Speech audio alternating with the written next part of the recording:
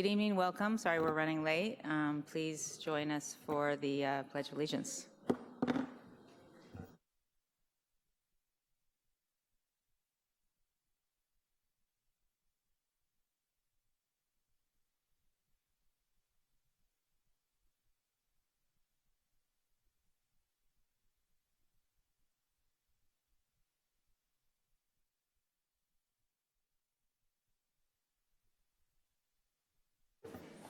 Okay, there were no reportable actions taken in closed session or items considered in closed session for action in open session. Are there any statements of abstention? Adjustments to the agenda. I know we're pulling E5. Anything else? Board member request for information. Director Medina. I just wanted to request for information on what the district could look into. We would benefit anything from the $13.5 billion settlement that is potentially looming for PG&E, and or what benefit may come to schools from PG&E as a result of that. C7, the adoption of the 2020 board meeting calendar. Move to adopt the calendar. I'll second. Moved by Director Medina, second by Director Sheffield. Roll call vote, please. Director Medina? Aye. Director Sheffield? Aye. Director De La Cruz? Aye. Director Fong? Aye. Director McCormick? Aye. Director Aye. Medina? Sorry. Director Manieri? Aye. President Close? Aye. Okay, motion carries. Approval of the minutes of the regular board meeting held on November 13th. I move to approve the minutes for the November 13th meeting.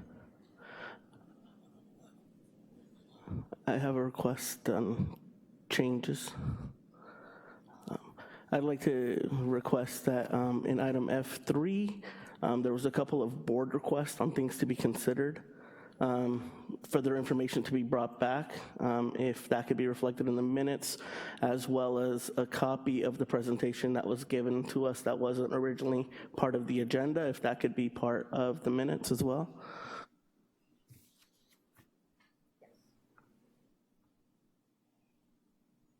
Yeah. So why don't we make those amendments and bring that back? Okay. All right. So we'll table that. And move on to C9, approval of the minutes, special board meeting held on November 20th, 2019. We're going to table. We just did. Oh, sorry. I move to approve the minutes of the special board meeting held on November 20th. Second. Moved by Director Fong, second by Director Medina. Roll call vote, please. Director Fong? Aye. Aye. Director Medina? Aye. Director De La Cruz? Aye. Director Manieri? Director McCormick? Aye. Director Sheffield? Aye. President Close? Abstain. Motion carries, and that brings us to C10, what probably everybody is here for, special presentations for students of the month and classified certificated employees of the month. Director Manieri.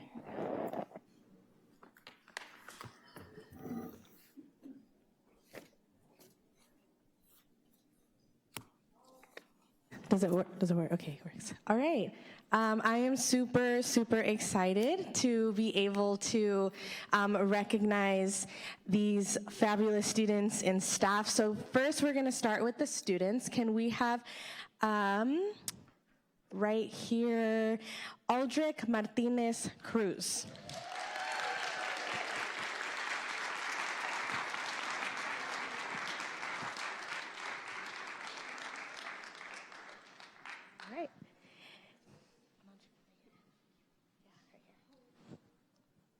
It is my great honor to share with you about Aldrich Martinez Cruz.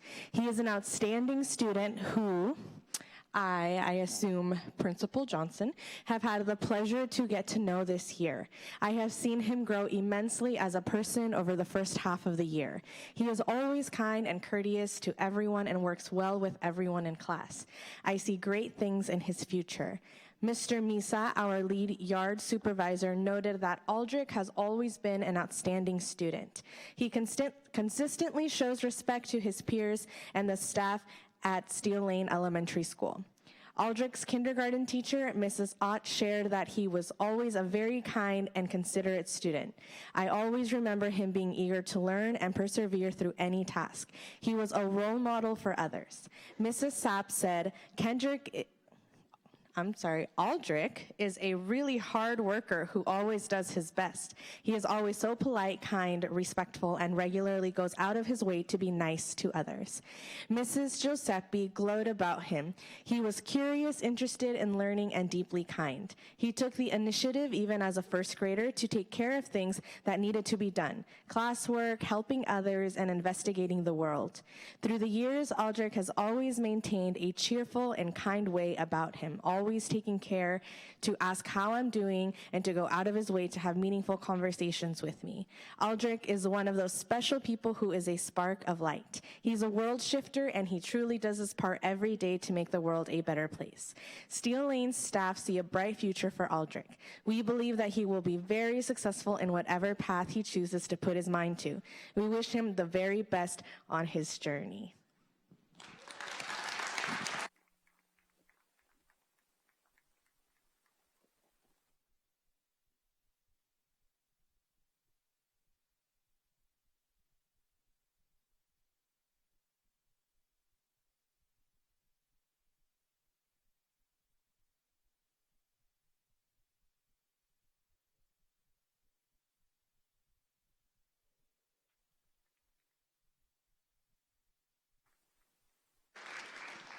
All right, and next, can we have Sarah Hain?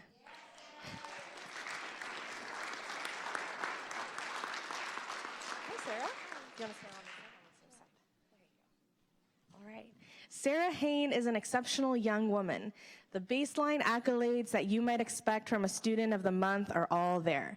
Sarah is a 4.0 student. She was elected the 7th grade vice president and is now serving as the 8th grade president at Santa Rosa Middle School. But these accomplishments, while incredibly significant, are not what makes Sarah so exceptional. Sarah is kind and compassionate, loaded with Cougar school spirit. She genuinely cares about her school, staff, and students. Sarah makes all classrooms a better place for her peers and challenges her teachers in ways that make them even better. Sarah's leadership teacher reports that Sarah went from barely speaking out loud last year to now practically running my class. Sarah holds herself to such high standards and always expects the same of her committee members in class. Her attention to detail and understanding of how to deal with a variety of situations showed a discernment far beyond her years. Sarah often leads the charge in planning activities such as dances, the student store, Cougar Card turn-in days, lunchtime rallies, student staff appreciation, and school beautification projects. What's most impressive about Sarah is that all of this incredible work barely compares to her service learning and hours of community service. If you run a nonprofit in Santa Rosa, you probably know Sarah Hain because she is most likely working your event. She is required to have 12 hours of community service a semester for her leadership grade. In typical Sarah fashion, however, she is striving for over 100 hours. Santa Rosa Middle School is honored and proud to name Sarah Hain as its Student of the Month. Congratulations.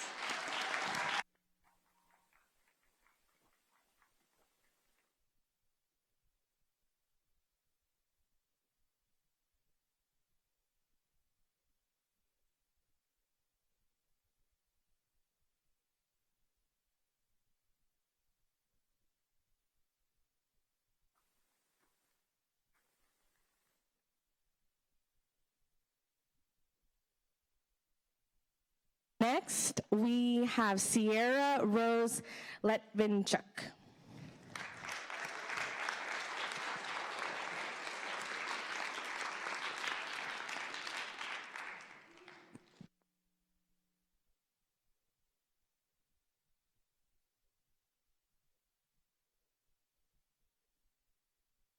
Sierra Rose Levinchuk is the 2019-2020 Student of the Year for Santa Rosa High School.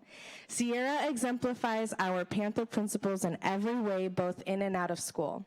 Sierra strives for academic excellence and holds a 3.4 GPA. Sarah truly understands the importance of being a well-rounded individual. She has been a member of the Santa Rosa High School FFA, Floral Program, Market Hogs, and is our current FFA Vice President. This year, she is serving as 4-H Camp Director and has volunteered for Ag Days with the Sonoma County Farm Bureau for the last several years.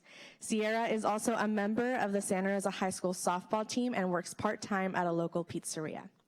Sierra has had a genuine interest in agriculture since she was a freshman in high school. She has gotten involved in the floral program as one of the advanced designers and is a lead project manager for many events for the Santa Rosa High School floral program. She always makes sure that she does everything possible to make her projects a success. When discussing character and aims, Sierra values education, hard work, and family. In class, she is always willing to help others and offers her vast knowledge and interest to better the learning experience of others. Students often turn to her for help and friendship. In describing Sierra, she is goal-oriented, organized, and determined. She accomplishes everything that she puts her mind to and does not allow obstacles to stand in her way. Congratulations, Sierra.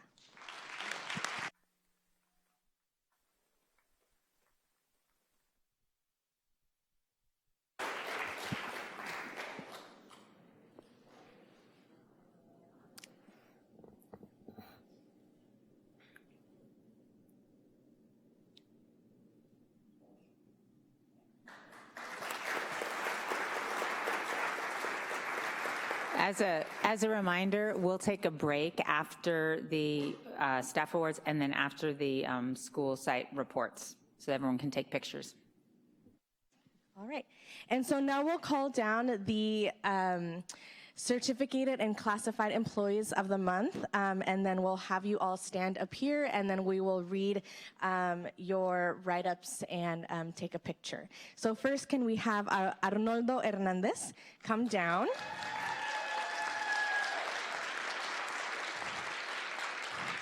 And Kristen Ott. Kristen Ott.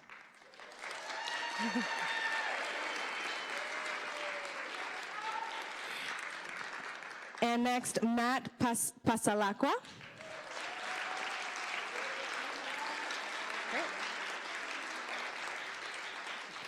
And Angel Sanchez.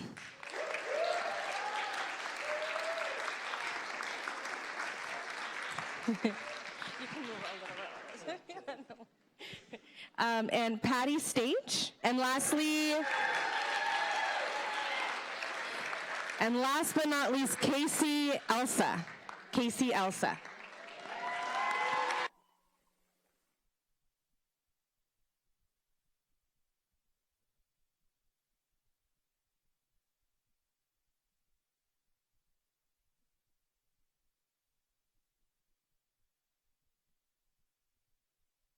We'll start with Casey Elsa from Santa Rosa High School. Where is Casey?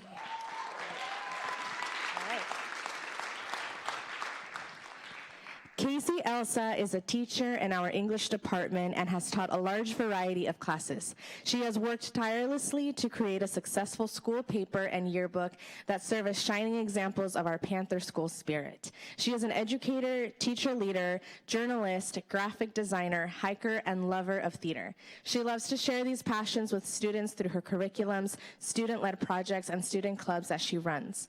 All of the many students who have been taught by Ms. Elsa will attest that this passion is infectious and inspiring. Casey came to us after 1 year at Sonoma Valley High and decided to stay. For the last 22 years, she has called Santa Rosa High School her home. Casey enjoys participating with her Panther community, as is evidenced by her enthusiastic participation with the Santa Rosa High School Spirit events. She has also spent her time and energy to fundraise for our student body so that they can have the necessary resources to participate in the high-quality programs that she so often leads. Casey teaches her students how to communicate with the written word in a variety of ways. She worked to empower the yearbook students, even taking time this summer to ensure they had a designated workspace. Casey is an asset to the Santa Rosa High School community, and we are grateful to be able to honor her hard work as our certificated employee of the month. Congratulations.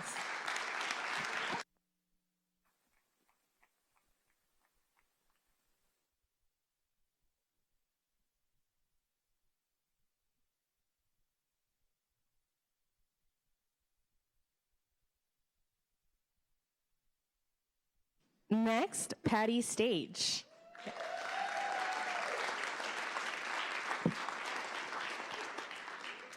Patty Stage has been an SRCS classified employee for 27 years.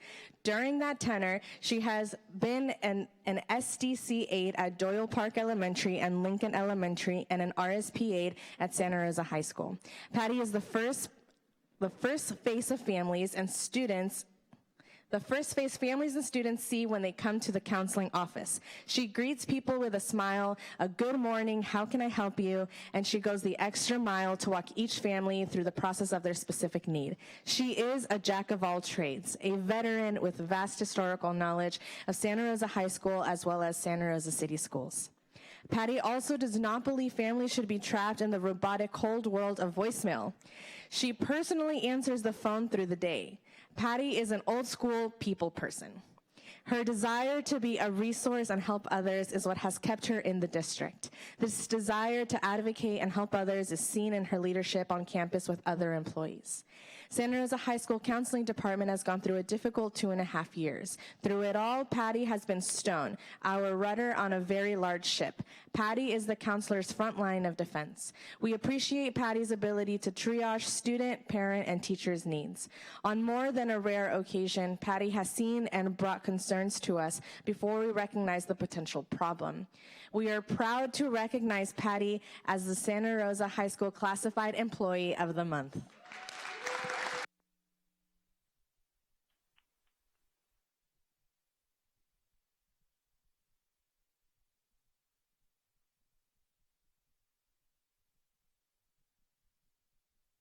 Angel Sanchez.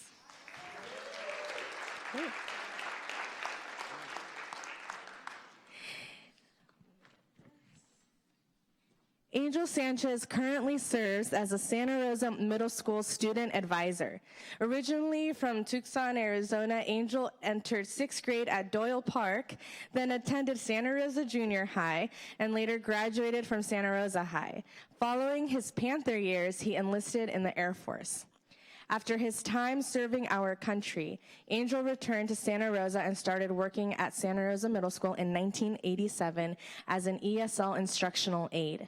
He later served as the district CELT test administrator at Santa Rosa High School and Santa Rosa Middle.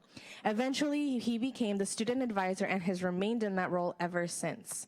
Along the way, Angel coached JV volleyball, boys freshman basketball, 7th and 8th grade girls basketball, and track, specifically shot put and discus. It is difficult to truly measure Angel's contributions and value to Santa Rosa Middle School. With the students, Angel is a father figure, patient, understanding, and friendly, yet firm. He is deeply respected. With the staff, Angel is a trusted, reliable colleague. Because he is so well connected to the student body and the greater community, Angel is regularly sought out for advice on how to handle a student, a situation, or a parent relationship. His read on middle school and middle schoolers is impeccable, and for this reason, administrators in particular lean on him for support and regularly seek his judgment and counsel. Early to work and late to leave, always stepping up and accepting new challenges. Angel is the definition of a team player. Santa Rosa Middle School is honored to recognize Angel Sanchez as its Classified Employee of the Month. Congratulations.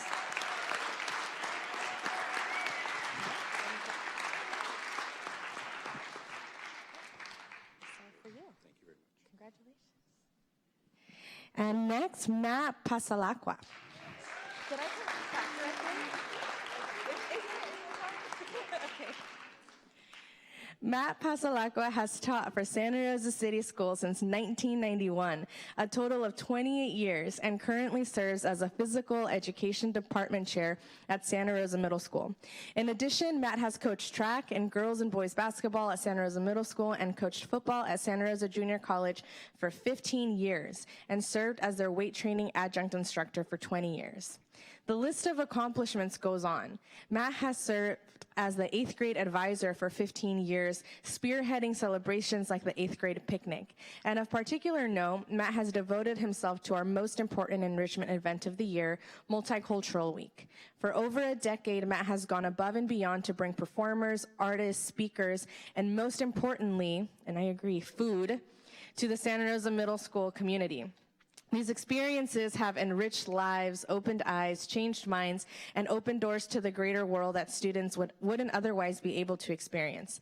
A colleague describes Matt as the ultimate team player. He is consistently doing what is best for the department and willing to hear new ideas. Matt is always open to helping others in any way he can. He is organized and dedicated to doing things right. Another coworker said that Matt is the kind of person who doesn't ever forget your birthday and always gives the best holiday wishes. He is thoughtful, generous, and kind-hearted. Matt's students respect him and appreciate the consistency and structure that he has instilled in the Santa Rosa Middle School PE program. Unfortunately, though, Matt will be retiring at the end of this school year. Matt, you will be missed. Santa Rosa Middle School is honored to name Matt Pasalacqua as its Certificated Employee of the Month. Congratulations.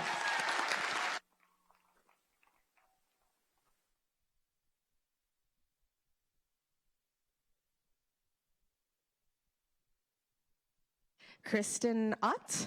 Yeah, perfect. Okay. Great. Kristen Ott is a longtime teacher at Steel Lane Elementary School and is a treasured educator with the youngest learners. Mrs. Ott is a steady advocate for her students every day. She is always positive and calm with whatever comes her way. Kristen is committed to the school, the staff, the Steel Lane Foundation, and the students, and has been a steadfast champion for Steel Lane School for years. With her classroom at the school entrance, Mrs. Ott is part of our welcome committee, as she is literally the greeter to all the students and families who come through the front doors of Steel Lane School every morning. Her smile and kind words each morning at the front of the school are a constant reminder to each person who steps into the school that they are welcome and loved. She is the keeper of history at Steel Lane and is relentless in figuring out how to supply needs for the students in her class, plus for students who remain hers as they move up through the grades. Not only is this teacher compassionate, she is impactful. Students come away from her kindergarten classroom academically and socially prepared for the elementary career ahead of them. As a true testament to her influence, students come back to visit Mrs. Ott in room 15 year after year and long after they've left Steel Lane. Steel Lane is truly blessed to have this outstanding educator as one of their amazing kindergarten teachers. Mrs. Ott is an amazing gift to all. Congratulations.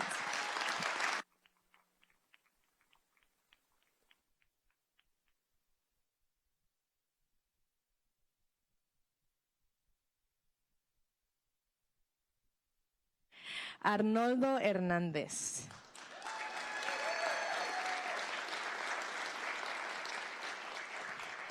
Arnoldo Hernández embodies the spirit of Steel Lane Elementary School. He is safe, respectful, responsible, and always kind. As the head custodian for many years on this site, Arnoldo's work ethic and ability to collaborate with all employees and students is outstanding. He can be seen throughout the day cleaning the campus, keeping up with the ongoing maintenance jobs, and completing any task asked of him by staff or students. Despite the fact that Mr. Hernández has one of the most physical and dirty jobs on campus, he is always ready to serve with a smile and positive attitude no matter what the task. Although Mr. Hernández is responsible for the grounds at Steel Lane School, he goes beyond these chores and truly serves the people who live within the walls of the school. Arnoldo can be seen every day at breakfast and lunch, not only tirelessly cleaning up floors and tables, but sharing a kind word of encouragement, offering a laugh, and providing a bit of sunshine wherever he goes on campus. This caring employee knows each student by name, and it's easy to see that he genuinely cares about each of them. For staff, there is no better advocate and support than Arnoldo. He provides service, supplies, and a listening ear when needed. Steel Lane Elementary School is fortunate to have this compassionate and dedicated employee on their team. Congratulations.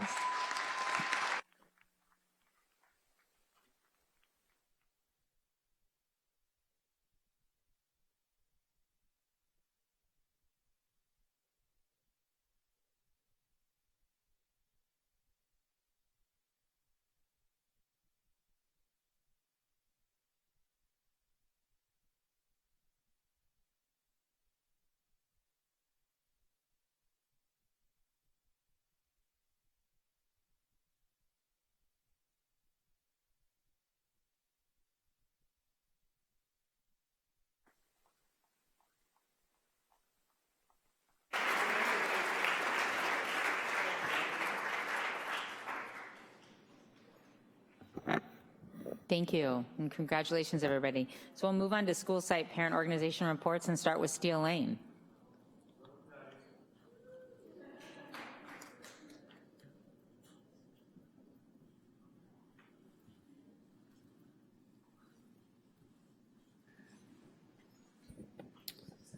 Good evening, members of the board and Superintendent Kitamura. My name's Ashley Tirado. I'm a parent of a student at Steel Lane Elementary School and a dedicated member of the Steel Lane Enrichment Foundation. The foundation is a group of dedicated parents, community members, and staff who provide enrichment activities both during the school day and outside of school hours for students and families to engage with the school. We'd like to share with the board some of our major activities and focus areas for the 2019-2020 school year. We're excited to support our school garden project for students to enjoy during school. The first Saturday of each month, all families are invited to our garden work day. An art docent is founded by the foundation to provide art experiences for young learners during the school day. Family activities is one of the highlights of the foundation's work. This year, we kicked off the year with a family ice cream social. September was family movie night, and in October, we held our annual Harvest Fest event. This week, we have one of our biggest events of the year, our Winter Fiesta. We welcome all board members and Superintendent Kitamura to come and join us for cultural dancing, student performances, and authentic cuisine to celebrate the season on Friday, December 13th, starting at 5 p.m. Still to come in 2020, we are excited to sponsor the Day of the Child on April 30th at our school's walkathon in May. At Steel Lane, we are proud to promote great events with our current student body, alumni, and Steel Lane community, and express our sincerest appreciation to the board for your help and support. Thank you. Thank you. Thank you for your efforts. Santa Rosa Middle School?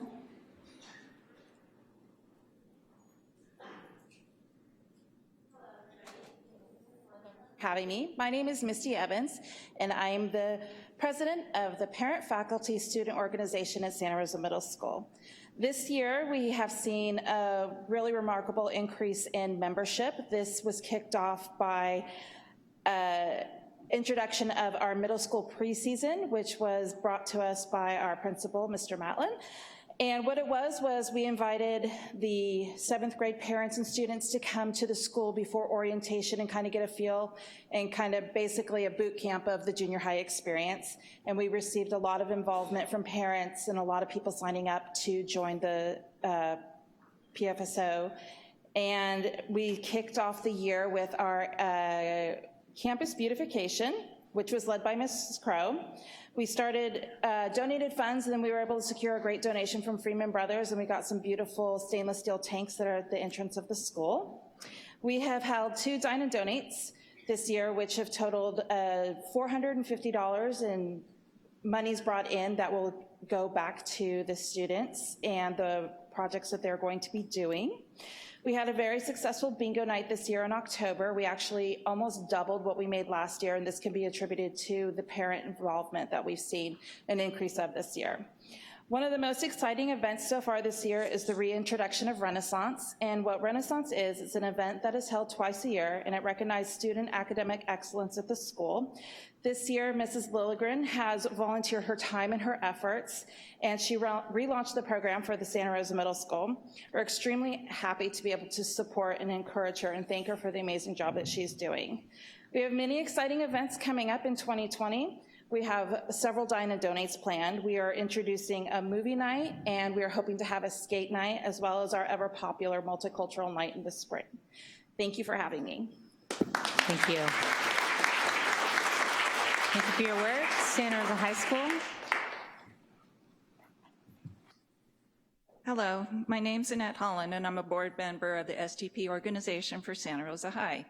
STP stands for Student Teacher Parent Organization. We have recently undergone a transition period with a decrease in parent participation and funding. However, we're excited to be in a growth phase with the help of our well-qualified volunteers. So the S in STP means students, and students attend our monthly meetings where we seek their input and collaboration on school events. On January 11th, 2020, and in conjunction with Sylvan Learning Center, we are hosting a mock SAT-ACT class to offer students a kind of real-life testing experience without the pressure. The $30 fee charged each student will provide valuable funds to the STP. We will advertise the event to other high schools if not all our spots were filled with Santa Rosa High students. So if anyone's interested, check the Peach Char listings on the school website, which has more information. Something near and dear to my heart that the STP does is manages the Panther Pantry, which provides food and personal items to our financially at-risk students. By working with the Redwood Empire Food Bank, last year we distributed over 9,000 pounds of food, which included over 2,300 pounds of produce. This equals approximately 7,500 meals, and we plan to do the same this year. We encourage the school board members to come visit the pantry because it's really an exceptional place. So the student takes pride in their campus. We are planning a campus cleanup project in conjunction with the Project Grad Folks in April, and we'll also put on the senior breakfast in May. So the T for STP stands for teachers. To assist the teachers during this cold and flu season, we recently provided tissue and hand sanitizer to all the classrooms. We're planning a luncheon for the teachers in February, and a teacher liaison attends our monthly meetings. Finally, the P in STP stands for parents. STP tries to be the voice of all parents who have students at the school. After the 2 school lockdowns in less than 1 year, the safety of our children is key. We seek confirmation that the district has installed Columbine locks in all classrooms. We believe portable toilets with privacy curtains for all classrooms are a necessity. During the last 2 lockdowns, students either had to be miserable during the lockdowns, and some had to use trash cans as toilets. In addition, in conjunction with the food bank, STP recently provided each classroom with a case of bottled water to use in emergencies. We hope to get the district's assistance in providing granola bars to each classroom, also to be used in a lockdown situation. Finally, we are working to better communicate with the parents at Santa Rosa High through the Panther Per newsletter and Facebook. We are excited to support the students, teachers, and parents of Santa Rosa High and hope to continue collaborating with other groups at the school and elsewhere to serve our school community. And lastly, thank you for all you do for the students. Thank you. Thank you very much. Okay, we're going to take a 10-minute break. 10-minute break, and we'll come back with public comment.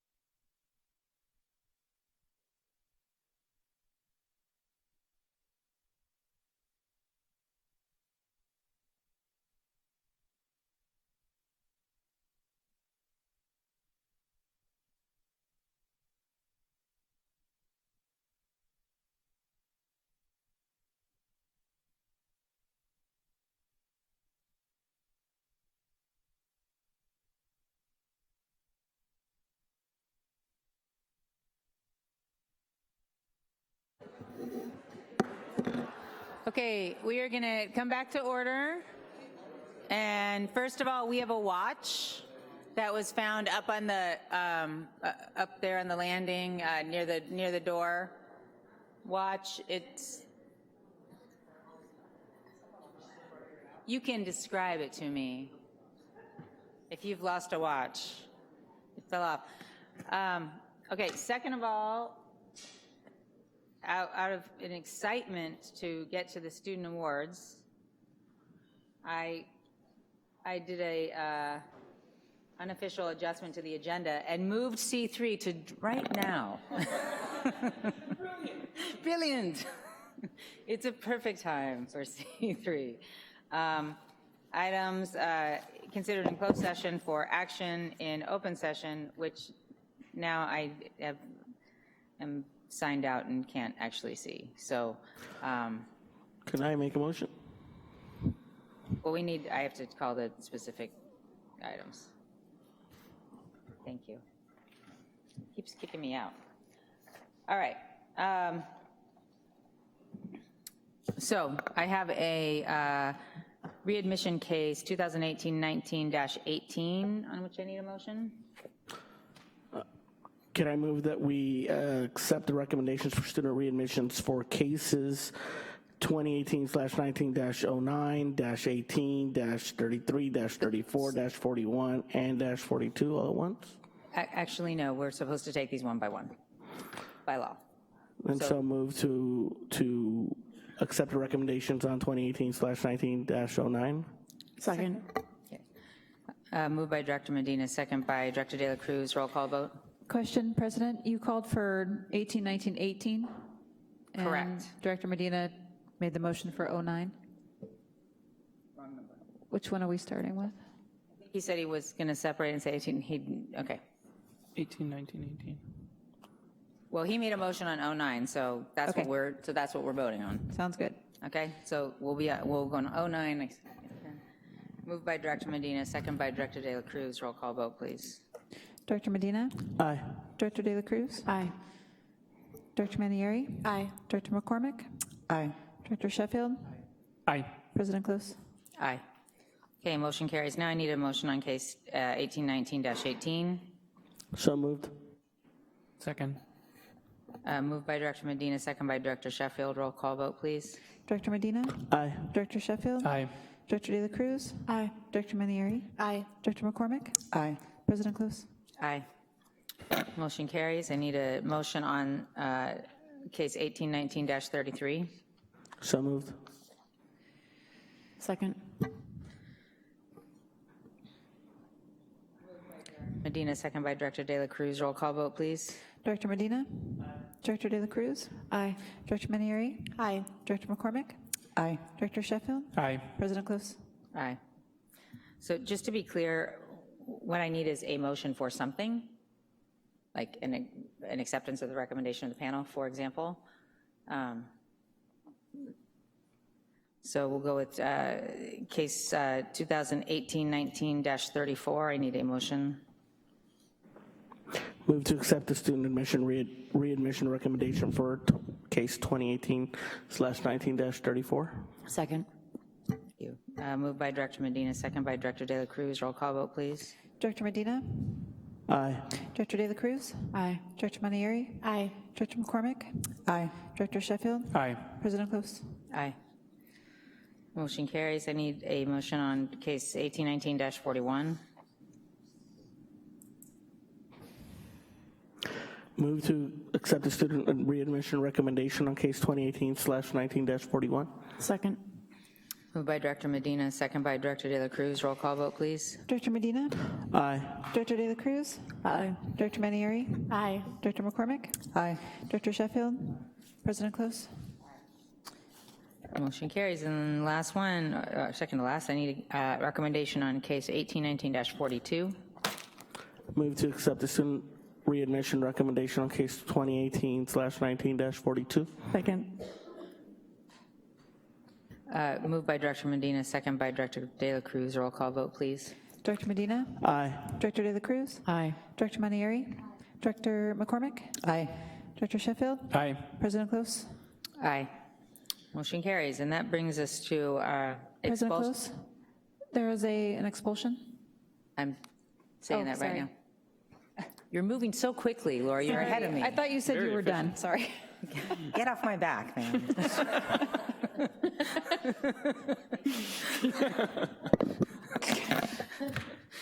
All right. I need a motion on expulsion case number 1920-03. Move to accept the student expulsion recommendation on case 2019/20-03. Second. Moved by Director Medina, second by Director De La Cruz. Roll call vote, please. Director Medina? Director De La Cruz? Director Manieri? Aye. Director McCormick? Aye. Director Sheffield? Aye. President Close? Aye. Okay, motion carries. And now I'll be moving on to public comment at this time. Ms. Kolachak. This is an opportunity for the public to address the board on items not on the agenda. I have a number of blue cards. If you have anything you want to address on items not on the agenda, now's the time to pull a blue card. And if it has to do with a personnel matter, we would ask you to refrain from addressing that matter in public, but instead address them to Assistant Superintendent Spector, who's sitting right there. Okay, and we will start with Jana Adams. After that is Chris Birch, then Ashley Bill. My name is Jana Adams. I have a daughter that has dyslexia. She goes to Maria Carrillo High School. She's in 9th grade. She was found to have dyslexia in the beginning of 6th grade. So she has been at a disadvantage basically her whole elementary time. We have tried to get her services through the district, and recently in September, the district agreed to services that were appropriate using the dyslexia guidelines. And yet the district has not been compliant or offered the services that are in the IEP. Prior to the IEP in September, we did receive a prior written notice denying our request to get that service. And so now we have a signed IEP, and yet the district is still not complying. I mean, parents want the same thing as the district, to provide the services that the students need so that they can progress. There are dyslexia guidelines given by the superintendent of the state that are not being followed or done anything with. All the research has been scientifically and neurologically sound with more than 60 years of research, yet there's no programs, no training, or anything given to appropriate RSB teachers or anyone else to give these services. So the district has agreed to services that they cannot perform. I have provided information of someone that could provide the services, and yet she still has not been contacted. I'm at a loss of what the district is able to do, and whether anyone on the board has information or guidance that can be given to the district regarding children with IEPs and services and being compliant. I did notice on the program today under informational items, special education compliance review, that the district is lacking in that. And you know, parents have no choice but to file due process to move forward with the services that are needed by the kids. And I mean, we don't want the money wasted on lawsuits and attorneys. We want the programs to be implemented. So the teachers need to be trained in Orton-Gillingham, multisensory, simultaneous, visual, auditory, kinesthetic, tactile. It's proven, and other districts around the state are doing it and putting the funds there instead of wasting them on lawsuits. Thank you. Thank you. Chris Birch, then Ashley Bill, then Michael Vanderporten. Hello, my name is Chris Birch. I'm a counselor at Santa Rosa High School. I've been a counselor for Santa Rosa City Schools for 25 years. I'm here today to speak to, I'm also an SRTA high school exec board member, and I'm also the voted in SRTA board policy advisor as well. My topic today is in regards to our graduation requirements. I know we're working on those. I got a final, well, actually a beginning draft today at 4 o'clock that I've reviewed. But the question I have and the concern I have most is that we are failing our students. I sent each of you board members a more exhaustive letter that was written by members of this board policy committee that has been meeting this year. My insult to injury was yesterday getting an email, as I am a parent in Santa Rosa City Schools as well, stating that in April 2018, it was April 2017, our school board education approved graduation requirements for the class of 2022 and beyond. Among other things, the requirements have increased access to Common Core state standards instruction that will allow students to apply to four-year college universities if they choose to do so. A recent report to the board showed some of the increases. The percent of students enrolled in a college prep math class course increased from 68% to 95%. I don't know if people in the community or the board knows that we don't actually have the choice to offer non-college prep math classes, even to our SDC and RSP students. So the SDC are students that are functioning at the second, third grade level. They are in college prep math as well. That's what it's called. So to gloat that we are at 95% when we don't have an option for students because the current board and superintendent haven't allowed those options is really false and misleading. Also, there is nothing that says that actually 50% of our students that are freshmen in Math 1 are actually failing district-wide in these college prep classes. At least, the next bullet is at least 9 out of 10 students at each high school were enrolled in a college prep math class in 2018 and 19. The previous range, it ranged between 56 and 80. Again, we had non-college prep classes available, like a pre-algebra class, and SDC and RSP classes were not considered college prep, and they still shouldn't. Our district has had significant increases in enrollment in college prep math courses among students in special education and English language learners. Again, they don't have a choice but to be enrolled in these classes, even though these classes, especially in the special ed department, are not meeting the same content standards as a college prep class. Our English language learners are in math, college prep math, but many newcomers that don't speak a lick of English are not succeeding as well. Thank you. Thank you. Ashley, Bill, Michael Vanderporten, and then Bonnie, Laura, I don't know, Hillary. Thank you. Hi, my name is Ashley Bell. I teach at Santa Rosa High School. I came to the board today to address the confusion surrounding A through G and graduation requirements.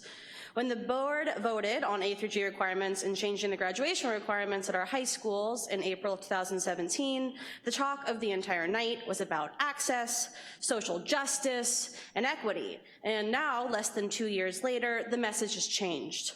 Those opposed to upping the graduation requirements in 2017 were painted as lazy, as racist, as barriers to education. And the focus for the night was on how our former system wasn't working and about making it possible for all of our students to be college bound, and not just any college, but a 4-year college by the end of their high school career.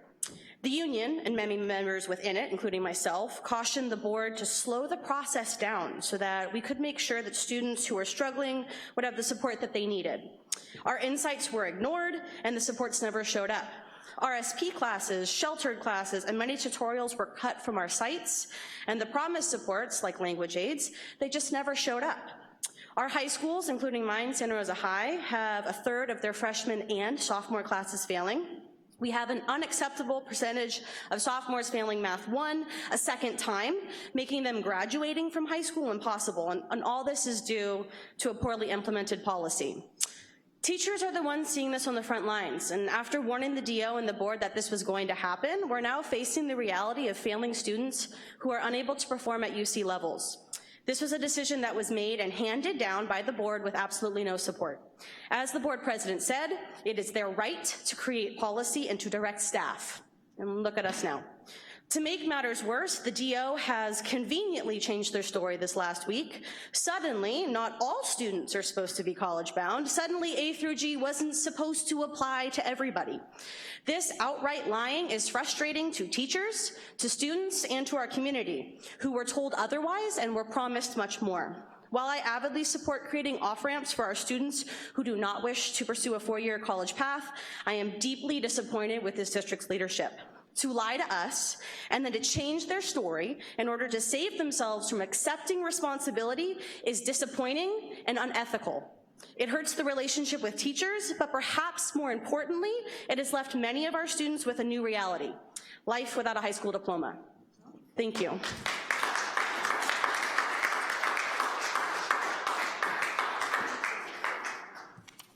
Thank you. Michael Vanderporten. Thank you, Mike Vanderporten, here, Santa Rosa residents. Several ideas, 3 minutes.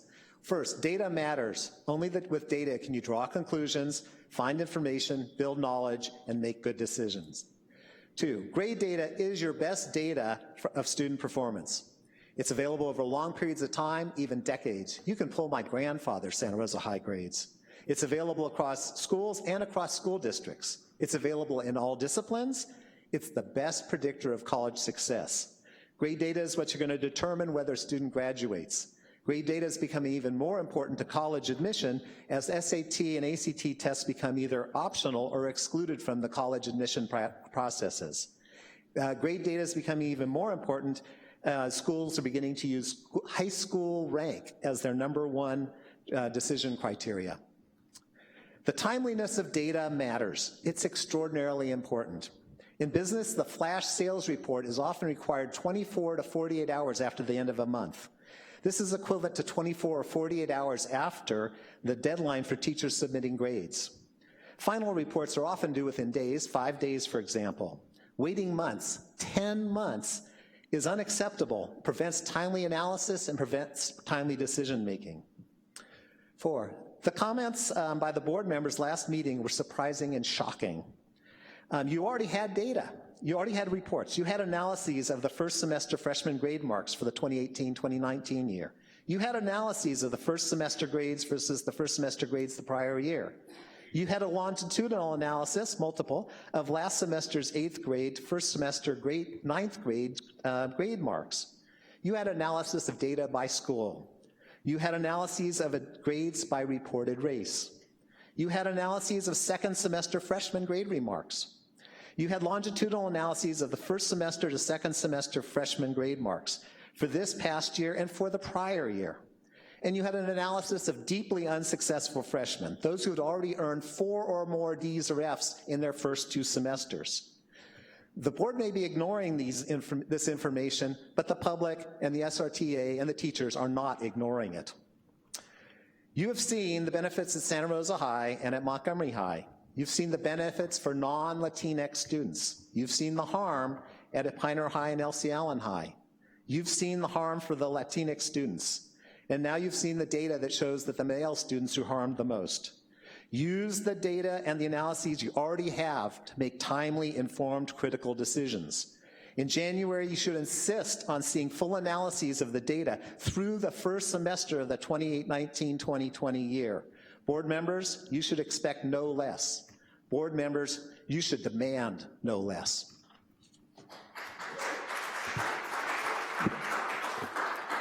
Bonnie Hilarities, or you'll correct me, John Hayden, and then Catherine Beresford. Hello. My name is Bonnie Hilarities. I work at Proctor Terrace Elementary as an instruction material technician and Steel Lane Elementary as library assistant, a library technician. I'm currently in training for stewardship through Union CSEA 75 Santa Rosa Chapter, Area B, Region 24. As part of my steward training, I have chosen the option to attend 3 board meetings.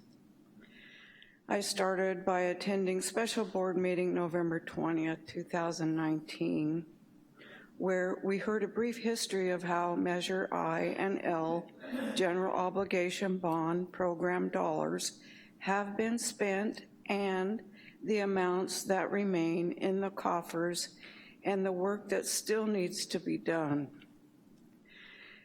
There was a discussion about having schools painted, the cost, and that it is an aesthetic purpose to attract and retain students and families. The following week at a school that could use a new coat of paint, the roof continues to leak in the main office. The recently funded district Cosierra copy machine was askewed already in a small place to avoid the rain, and our elementary school office manager sits with a space heater and an Afghan at her desk because the cold air seeps through the 1949 constructed walls. We have new lighting, the fixtures, and we have new lighting fixtures this week that are saving SRCS money on the electric bills. But we have a PA system that we can't use when PG&E decides to use its power by cutting hours, and we have no lines of communication within our sites, be it a megaphone. I would like to urge the district to continue forward with the plan that safety is first by using the remaining I and L dollars to ensure that our schools are safe first. Thank you for your time.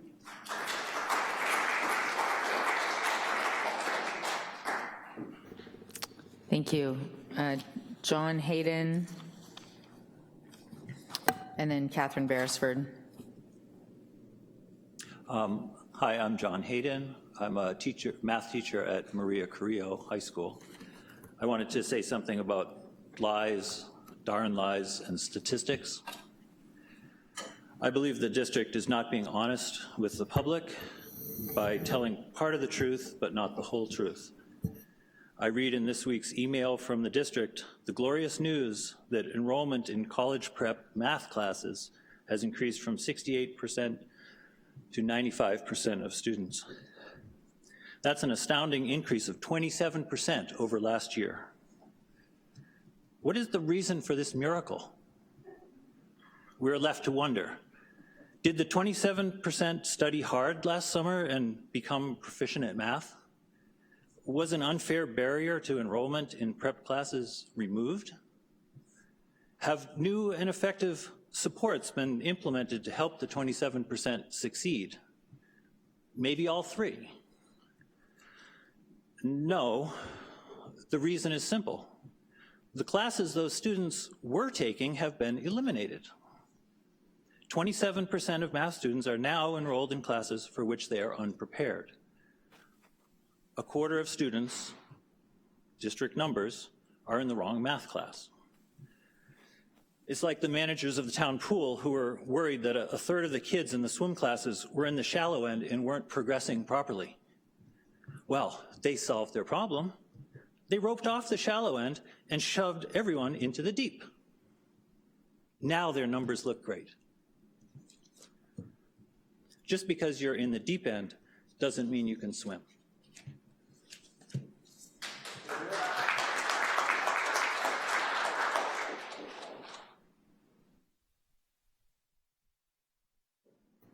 Catherine Beresford.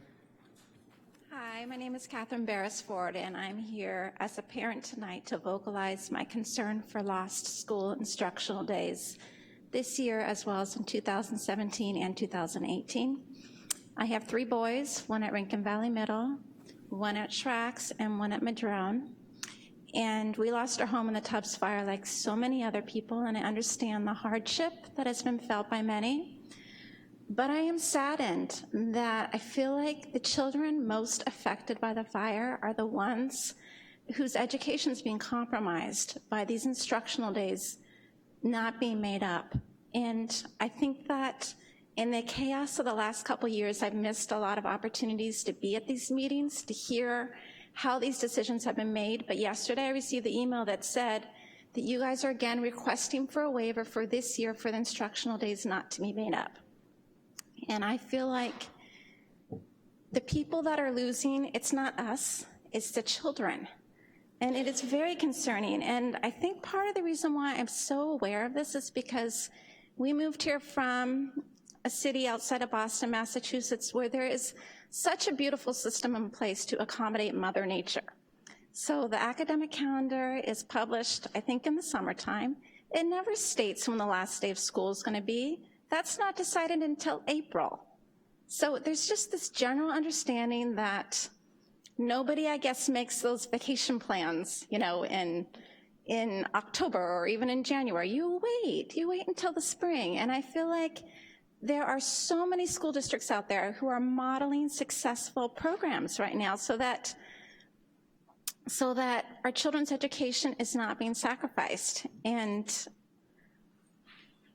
right now I feel like there's nothing in place to protect our children's education, that we have just fallen into this pattern of, well, let's apply for a waiver, you know, and none of us know what next year is gonna bring or the following year, but what we do know is that Mother Nature is happening, and why not figure out a new plan? And I know that you guys are already talking about year-round school, whatnot, but I'm asking all of you guys to rethink even just this year. Do we really need to waive the instructional school days, or can we give those back to the kids? Because, I mean, I'm hearing, just being here, hearing about the concerns at the high school level, I wonder how much of this is also related to what they've been through.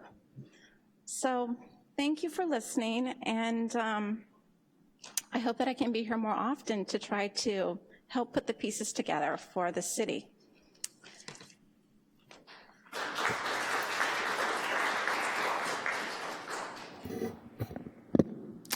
Thank you. I have no more blue cards, so we'll move on to reports and start with CSEA. I see President Alfonso up there.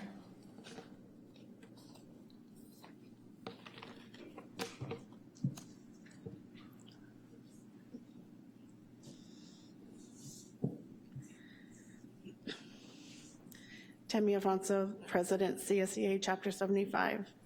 President Close, Superintendent Kitamura, board members, and school board member. Tonight, we say welcome to 12 new employees. Congratulations to 4 members who were promoted to new positions. Say goodbye to 6. We wish them the best in their future. And last, 1 member who is going to be retiring shortly. We wish her well.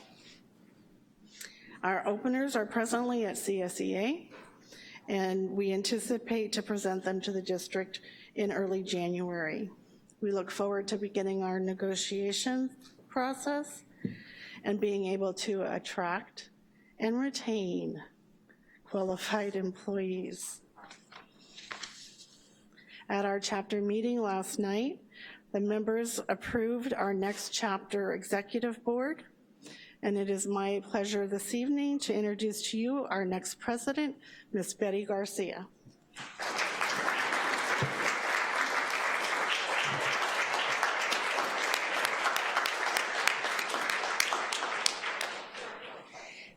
Thank you, and I look forward to working with you.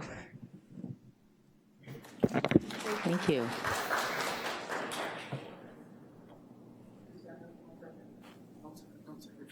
If you don't mind. Oh. Sorry, I'm stunned into, President Alfonso, how long have you been president for CSEA? Off and on over the last 24 years. Wow.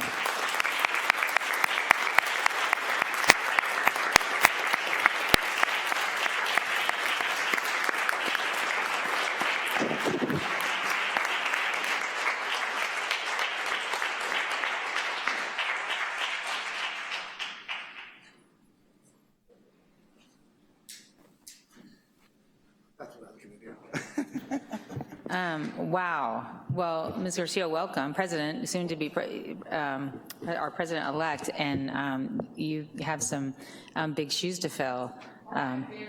You're aware, yeah. But, well, we'll have to figure out some way to honor President Alfonso's service, because it has been exemplary and very much appreciated. So, yeah, when does it take effect? January? Okay. All right. All right, President Lyon, SRTA. Good evening, President Close, Dr. Kitamura, and members of the board. I'd asked her to stay up here because I was going to do just that, and I'm glad that you recognized. President Alfonso is a friend of mine. I understand that she has nearly 32 years in the district. She is 100% of the time professional, collaborative, and caring. She's a strong advocate for her students and for staff and for the district, and we miss you already. And we are, it goes without saying, but I'll say it, that we are dedicated to working with President Garcia just as strongly so that we can make Santa Rosa City Schools a destination district. So thank you for picking up that heavy rock, and you have all the support we can give you without even asking. That was the fun part. This is a little bit harder. I have a big ask for the school board tonight. And I know it's a big ask, and I'm gonna ask gently and politely and with love, but on behalf of Santa Rosa Teachers Association, we are asking you to pause the graduation requirements until we are ready to fulfill those obligations successfully for students and staff. When, as president and as SRTA, we've developed a 5-way test to decide how to prioritize things, when to make a big ask and when not to, when to let something go. And the 5-way test is that we need it to be widely felt, deeply felt, good for our students, good for our staff, and winnable. We have a limited bandwidth like everybody else, and we need to prioritize the things that are important to us. And I want to tell you why I'm prioritizing this big ask and explain it to you, and then, of course, it's your choice. This is widely and deeply felt. At our Rep Council meeting, this asked to pause it. At our Rep Council meeting earlier this month, we voted 50-5. We passed a resolution to support a 2-year pause and not to restart until the supports are in place that we're comfortable that our students and staff are successful. The stated reasons were that we need more time to get ready. We need more supports for our students, and that we need opportunities for professional growth and philosophical conversations about how to learn about best practices in new teaching environments, so for so many of our teachers. The pause is deeply felt. You've gotten the letter from the educators who are on the graduation requirements committee, and they've talked about how it is affecting all of our teachers and students. Not only did we change graduation requirements, we're doing it at the same time that we're overhauling our math requirements to go math 1, 2, 3 instead of algebra, math, geometry, algebra 2. We're overhauling our science in a way that looks really good whenever someone shows it to me, and it's complicated enough I couldn't repeat it back to you. It's a challenge, and it's new to us. And our teachers are exhausted.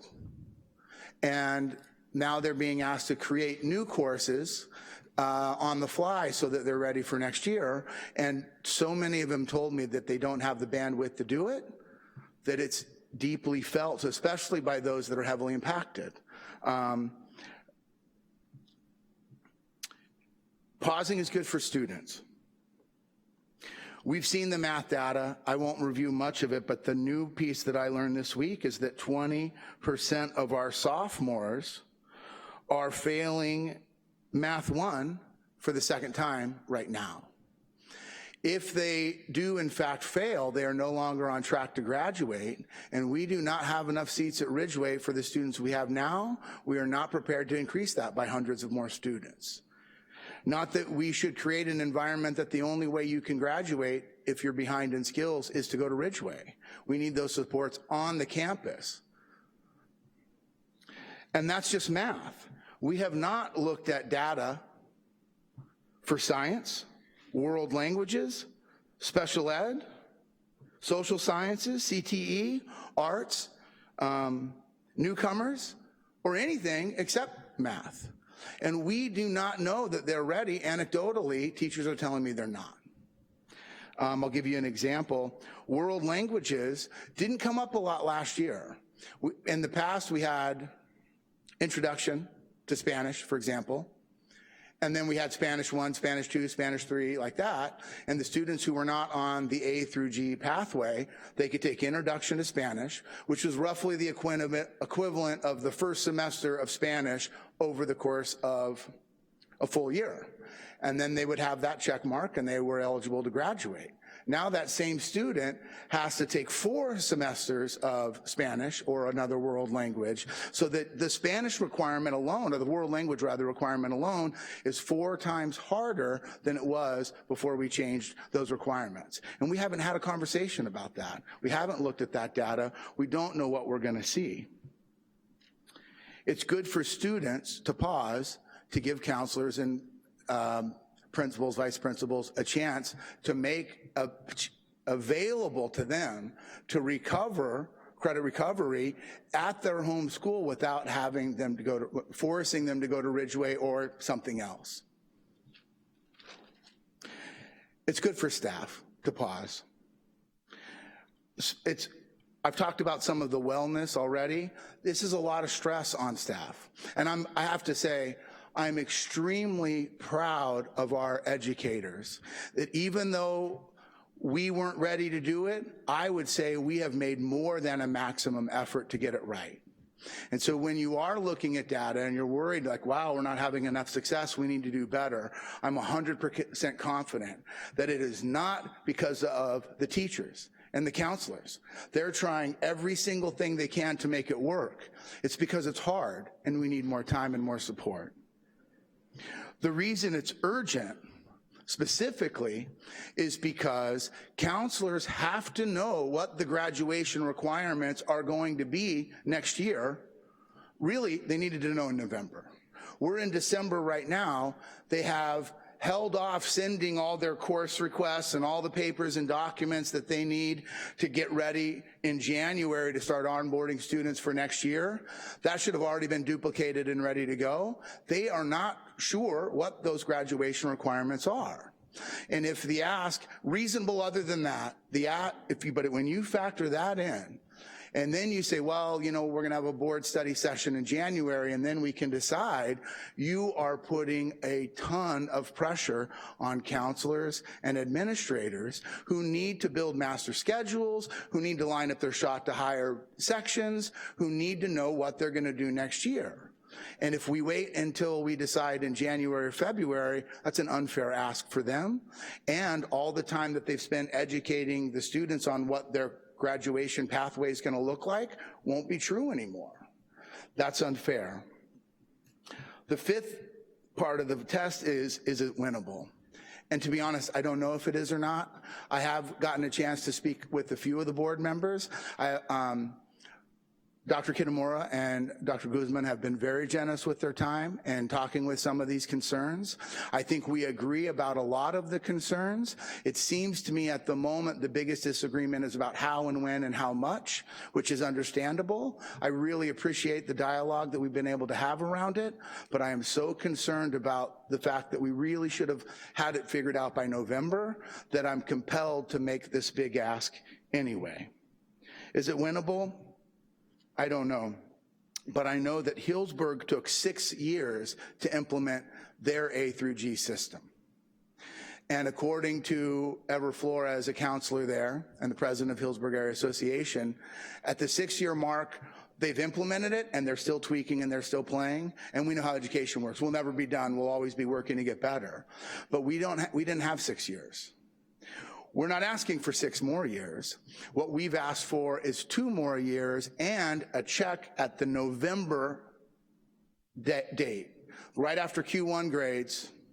At the November date, look at the data and see if we're ready or not. And if we're not, or if we're partly ready, adjust from there. But we have to know in November in order to be fair to the counselors and the administrator who need to build master schedules and onboard students. If we don't do it, and I'm wrong, and the data's amazing at the end of the semester, and a lot more students are passing than I think, we still have the flexibility for those students to choose to stay on those A through G pathways. And of course, we'll support them and do everything that we can. But if I happen to be right on this, and I think that I am, and there are gonna be just too many Ds and Fs for us to muster and support in a fair way, and we're gonna need to make that pause happen in January or February, that delay of a month or 2 is significant. And that's why I feel that it's urgent enough to make a big ask. Thank you for listening to it.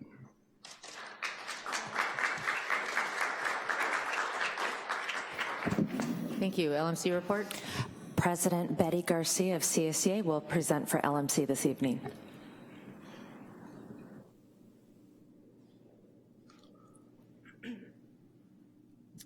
Hi, good evening. Again. The LMC met on November 14. At our last LMC meeting, we did a check-in with all of the members of the group and how our members were doing with the recent events that occurred in October at Ridgeway High School. Many of the parties involved shared and collaboratively worked on ways we could make sure we can be more prepared and to reassure students' safety. Steve Mazzara presented a red emergency folder with a step-by-step guide to activate the loudspeaker systems for various emergency situations. The LMC agreed this would be a great idea in case of emergencies, in case the person who was designed to know the codes wasn't available, someone else would be able to activate the loudspeaker system without having any training whatsoever. Thank you.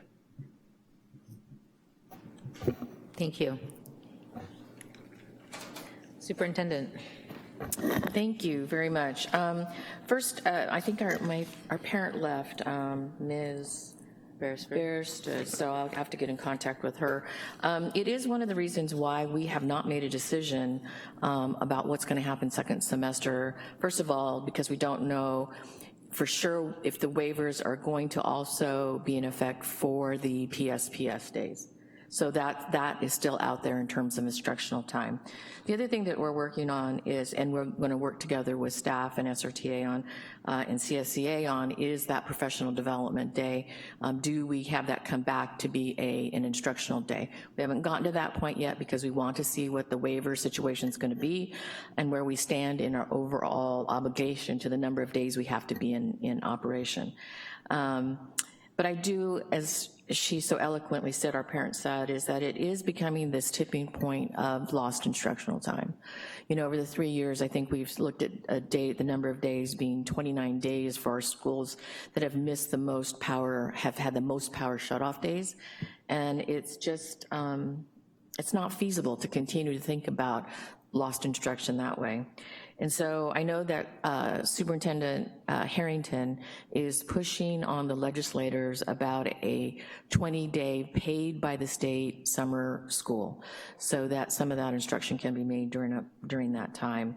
And there's some other ideas. That more will come. Let's get the waivers passed. I think that's the goal for tonight, so we can get them to the state, and the state can make a decision about what's gonna happen for the PSPS days. Not so much about the Kincaid fire days. I think that is considered an unforeseen disaster. Right now, the PSPS days are considered a foreseen situation. Therefore, is not under the same waiver conditions. So we're gonna have to wait and see if that's gonna change, and then we'll bring forward that information as soon as we can. I also, I wanted to just mention very quickly, because I think the other board members are going to talk about it probably next board meeting during their report times, but I just want to give some wonderful accolades and commendation to the staff, the students of CCLA and Cook Middle School for their visioning meeting last night and all the work they have done to get to this point. I also want to give a shout out to our facilities, business, maintenance and operations, because that too has been hard work on their part to get us to where we are and moving everybody and boxing and unboxing. So I'm not gonna say too much more than that, just to give them some really, really, really mad props for what I saw and got to see last night with the participation. And I have to thank, and very much so, Luis, who did a wonderful introduction of me last night. And so I'm gonna let the board members talk more about it at the next meeting. I want to also give a congratulations to the first two high schools that have gone through the WASC process. Maria Carrillo High School and Pioneer High School have now both completed, with the rest of the high schools will be coming up. I received their preliminary reports, and they are full of commendations in terms of the work that they've done to recognize where they are and where they need to go. I don't know the number of years that, the highest term is a 6-year term. We don't know that yet, but as soon as we get that information, again, I have to commend the students, the staff, and the parents and administration for all their hard work on that. I think Ms. Brady Long had a lot to do with that, so thank you, Ms. Brady Long. The calendar committee met today, and I just have to say, I walked in a couple of times, wanted to get lunch, yeah, I was, I can't deny that, but the energy and the collaboration that I saw with CSEA, SRTA, administration, both site and district, that's like LMC. I mean, that is like, it was so going on. So I want to give a shout out to Stacy Spector for the lead of that, Tammy Alfonso, Elisa Haley, Kim Klissel, Lori Fletcher, Valerie Jordan, Tim Zelenardo, Alma Conde, Andrea Correa, Dan Swedenberg, Dorison Reagan, Betty Garcia, Florentino Garcia, Jason Andrews, Catherine Howe, Christine Erkin, Linda Zabala, and Ian Myers for all of your work today. I understand you came to consensus on a calendar, and you've begun working on the bells stuff. So that is amazing, and I appreciate it very much. Yay. I also just want to make note that Elsie Allen's Green Hand Contest ceremony is tomorrow night at 6 p.m. at Elsie Allen. I also want to make note of, I was at the Santa Rosa High School campus when they were, before Thanksgiving break, and they were having their feast. I did not know that was happening there. It was unbelievable what I saw in terms of the spread. So anybody before Thanksgiving, I would go check out Santa Rosa High School because it was amazing. And that was Bambi, I think, Izetta, who was in charge of that. She looked like she was the one taking care of that. And finally, as President Lyon brought up, we will be having a board study session in January to look at the data, as Mr. Vanderporten brought up, looking at that semester data, as well as other information in other areas that we need to talk about as a governance team. And so that will be coming forth. And I think that's it for my report. Let me just double check. Yes, that's it. Thank you. Thank you. Okay, the only thing I want to say for my report is just to let everybody know that usually it would be this meeting where we would do board reorganization, and I would do the end of year president's report, and this would be it. But because of a new statute that makes all the timing a little wackadoodle, we're going to have a special meeting here on Monday at 5 p.m., at which time there'll be my end of the year report, and there'll be board reorganization to vote in a new president, vice president, and clerk. And also, I'm wondering, President Alfonso, are you available on Monday? Could you be here for us on Monday? Okay, I think that would be great if you could be here on Monday. Okay, and that's it. So that will be here this Monday the 16th, 5 p.m. open session. All right. And with that, we'll move to the, there are no board member, even though it's on the agenda, there are no board member reports tonight because there are student awards. So we'll move to the consent agenda, and we're pulling E5. So let's start with E5. I'm hoping that you can pull on the move contract. We're just pull on the move just contract? On the move, and then all of the other contracts can move forward. Okay, so let's go ahead and address the on the. You just want to pull the on the move contract. Correct. Off the agenda. Yes. And then move it forward. And is that Director Medina? You asked to, and that satisfies. Okay, so that means that I need a motion for the consent agenda items E1 through 12. With the exception of on the move contract, which is pulled from E5. Correct. Okay. Move to approve items E1 through E4 and E6 through E12. Second. Moved by Director Medina, second by Director De La Cruz. Roll call vote, please. Director Medina? Aye. Director De La Cruz? Aye. Director Manieri? Aye. Director McCormick? Aye. Director Sheffield? Aye. President Close? Aye. Motion carries. And then did you want to make a separate motion on E5 separately, Director Medina? Move to approve the contracts under E5 with the exception of the on the move contract. I'll second. Moved by Director Medina, second by Director Sheffield. Roll call vote, please. Director Medina? Aye. Director Sheffield? Aye. Director De La Cruz? Aye. Director Manieri? Aye. Director McCormick? Aye. President Close? Aye. Okay, motion carries. Sure, Superintendent. Yeah, the reason for the pulling of the on-the-move contract, thank you, Director Medina, for bringing this to our attention, is the date should have said December 2019 for the first contract, and then the new one would start in December 2020 and not be overlapping. So that correction in date needs to be made and then brought back forward. So we'll see that back. Outstanding.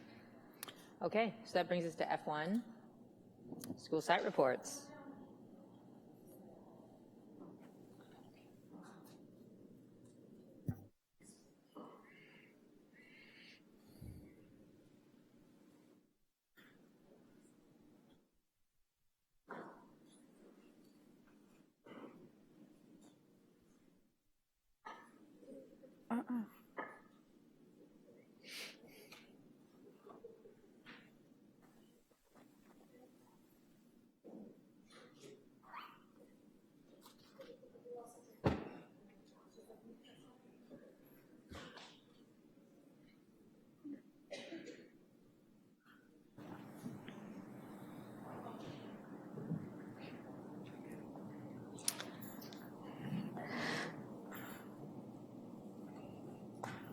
All right.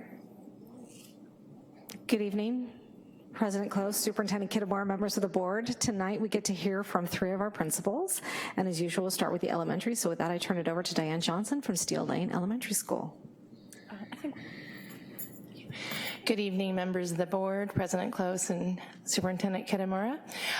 We would like to report what we've been doing at Steel Lane Elementary School with relationship to the school district. So we're starting with the Santa Rosa City Schools LCAP goals. You're familiar with these, Goal 1 and Goal 2.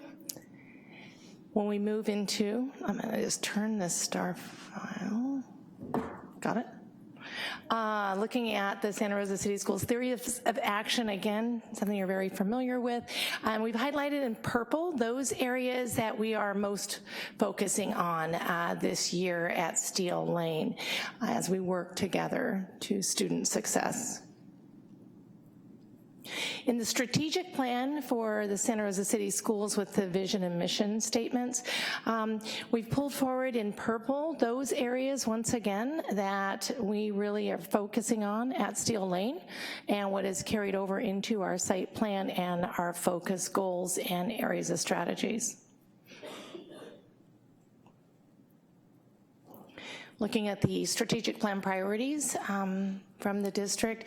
Also use that purple for Steel Lane for the priorities 1, 3, 4, and 5 have really been a theme on our campus of what we're focused on as I'm going to be sharing our site plan goals and focus areas.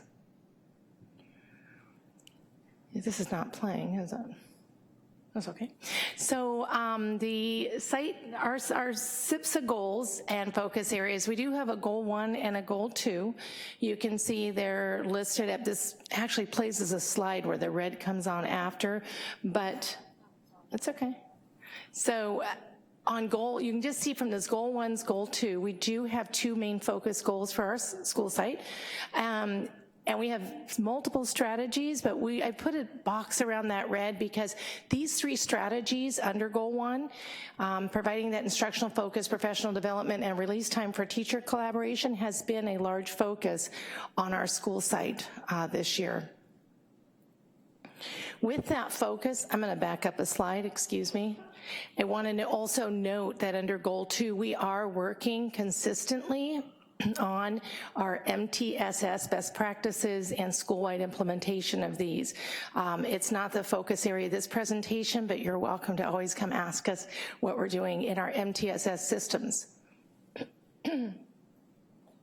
With that instructional focus, what we've been working on is to develop a plan to really increase and improve the evidence-based services for students, to accelerate the increases in academic achievement, including how the effectiveness of services will be measured. So we've been working on this as a team together.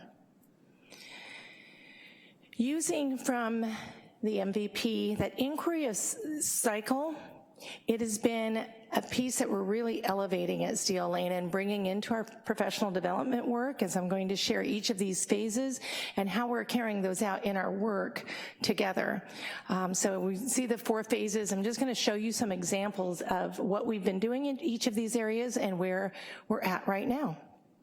So when we look at that phase 1, they analyze the evidence. It's where any inquiry circles need to start. We need to see where are we at this time.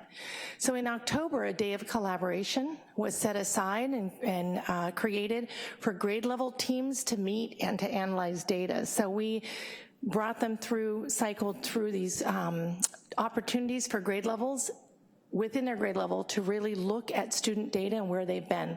You can see we looked from 4th and 6th grades, we were using the Smarter Balance assessments from 2019 in both ELA and math, and did some comparisons from the 2017 data. For kindergarten through 3rd grade level teams, they looked at the Let's Go Learn data in both English language arts and math. You can see here kind of the process we used on that work together in October was looking at the 2017, our overall performance for SBAC was an 18%, having met or achieved the achievement standard. And in 2019, we saw 1% growth. So we took that, and if you look at the claim performance to the right, I got the little hand here, you can see how we actually broke this down, and we're looking specifically at the reading, writing, listening, or research inquiry areas to see what did our students need to really work at. If you look at the green areas, these are the student percentages that are performing at the achievement standard. This is nearing the achievement standard, and this is needing to reach further up to the achievement standard. So this pushed the conversation for our teachers in this collaborative process together. That was the ELA component. We also looked at math.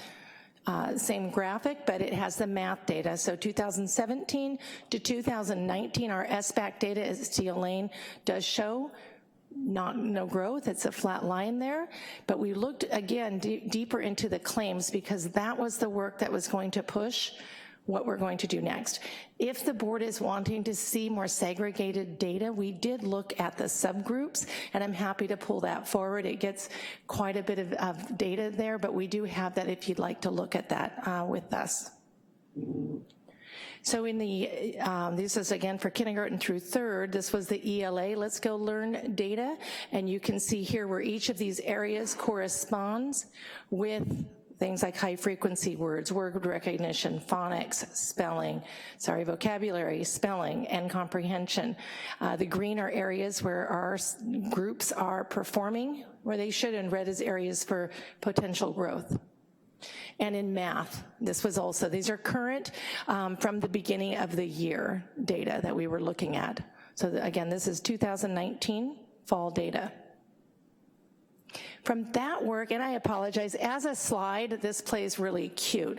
One of the evidence pieces that we used, and we actually did this in November, this was from the 3rd grade team, and we actually looked at real student data, and this is the work we're moving forward into. This was a 3-page story from a 1st grader.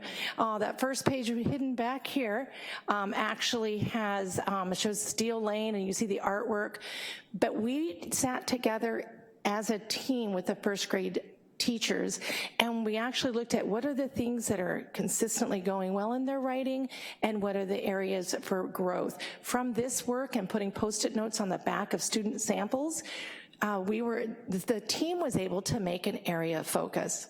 So that's just examples of how we're analyzing evidence on our site. Now we move to phase 2 of the inquiry cycle, where we determine the focus. And in November, 2 days of collaboration were created for grade level teams to meet to determine that focus based on the data we had looked at in October. The strategic focus for each grade level was either in English language arts or in math. And they pulled the claims from the California Common Core standards. Each team decided on a theory of action. This is an example in 1st grade. Excuse me. They said if we pull small groups together, we can stretch the sounds, get more of the words on the page, then we'll see an increase in clarity and details in the writing samples overall through the year across genres of writing. We'll look at a pre and post to measure the growth between genres. And they said exactly which evidence they're going to gather. We're going to be coming back together. In the implementation support, you can see we're using in the classrooms implementation.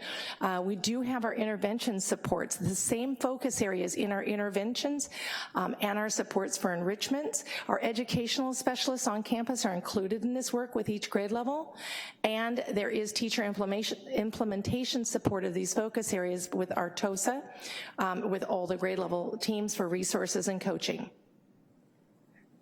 Phase 4 is coming to analyze the impact. We are looking in January. We will start coming back together with those teams, and that is our instructional focus meetings, which have been very impactful. We'll actually be bringing the real evidence and start that inquiry cycle once again to improve where students are at, to see where students are at and improve their experience to keep growth. We are also looking at this at monthly site collaborations and the weekly grade level collaborations. We have some reflections. Again, there's our focus from the vision and mission, and this work is embracing from the Santa Rosa City Schools strategic plan, those areas. There's been collective learning for all of us at Steel Lane because we are actually building a process that's new for the continuous collaboration to carry the staff and the students forward. My learning as a leader has been keeping focus to build that collaborative community where we continuously work together to support the positive student outcomes because we are strong as steel at Steel Lane. Thank you. Thank you. Thank you. I'm going to move this over to you because he is, there we go. All right, I'm gonna set this up here. Okay, we're good.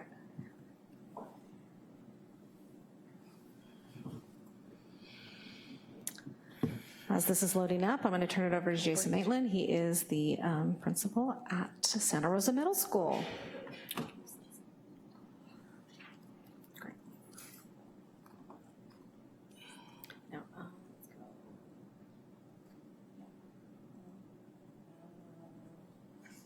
There we go.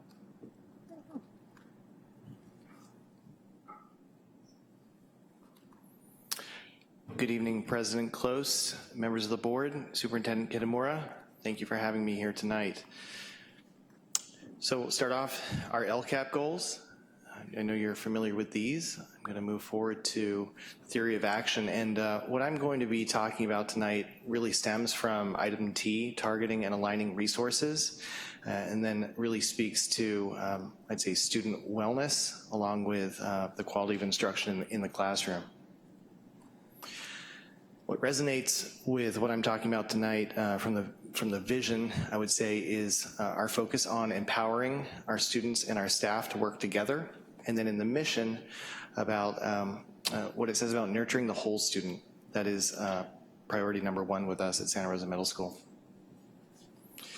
Then as we look at the MVP and the priorities, we're basically starting our driver of the presentation tonight is priority 7, and then working back up to 6, 5, and 4, because what I'm going to talk to you about will center around our new Title I status as a school-wide program.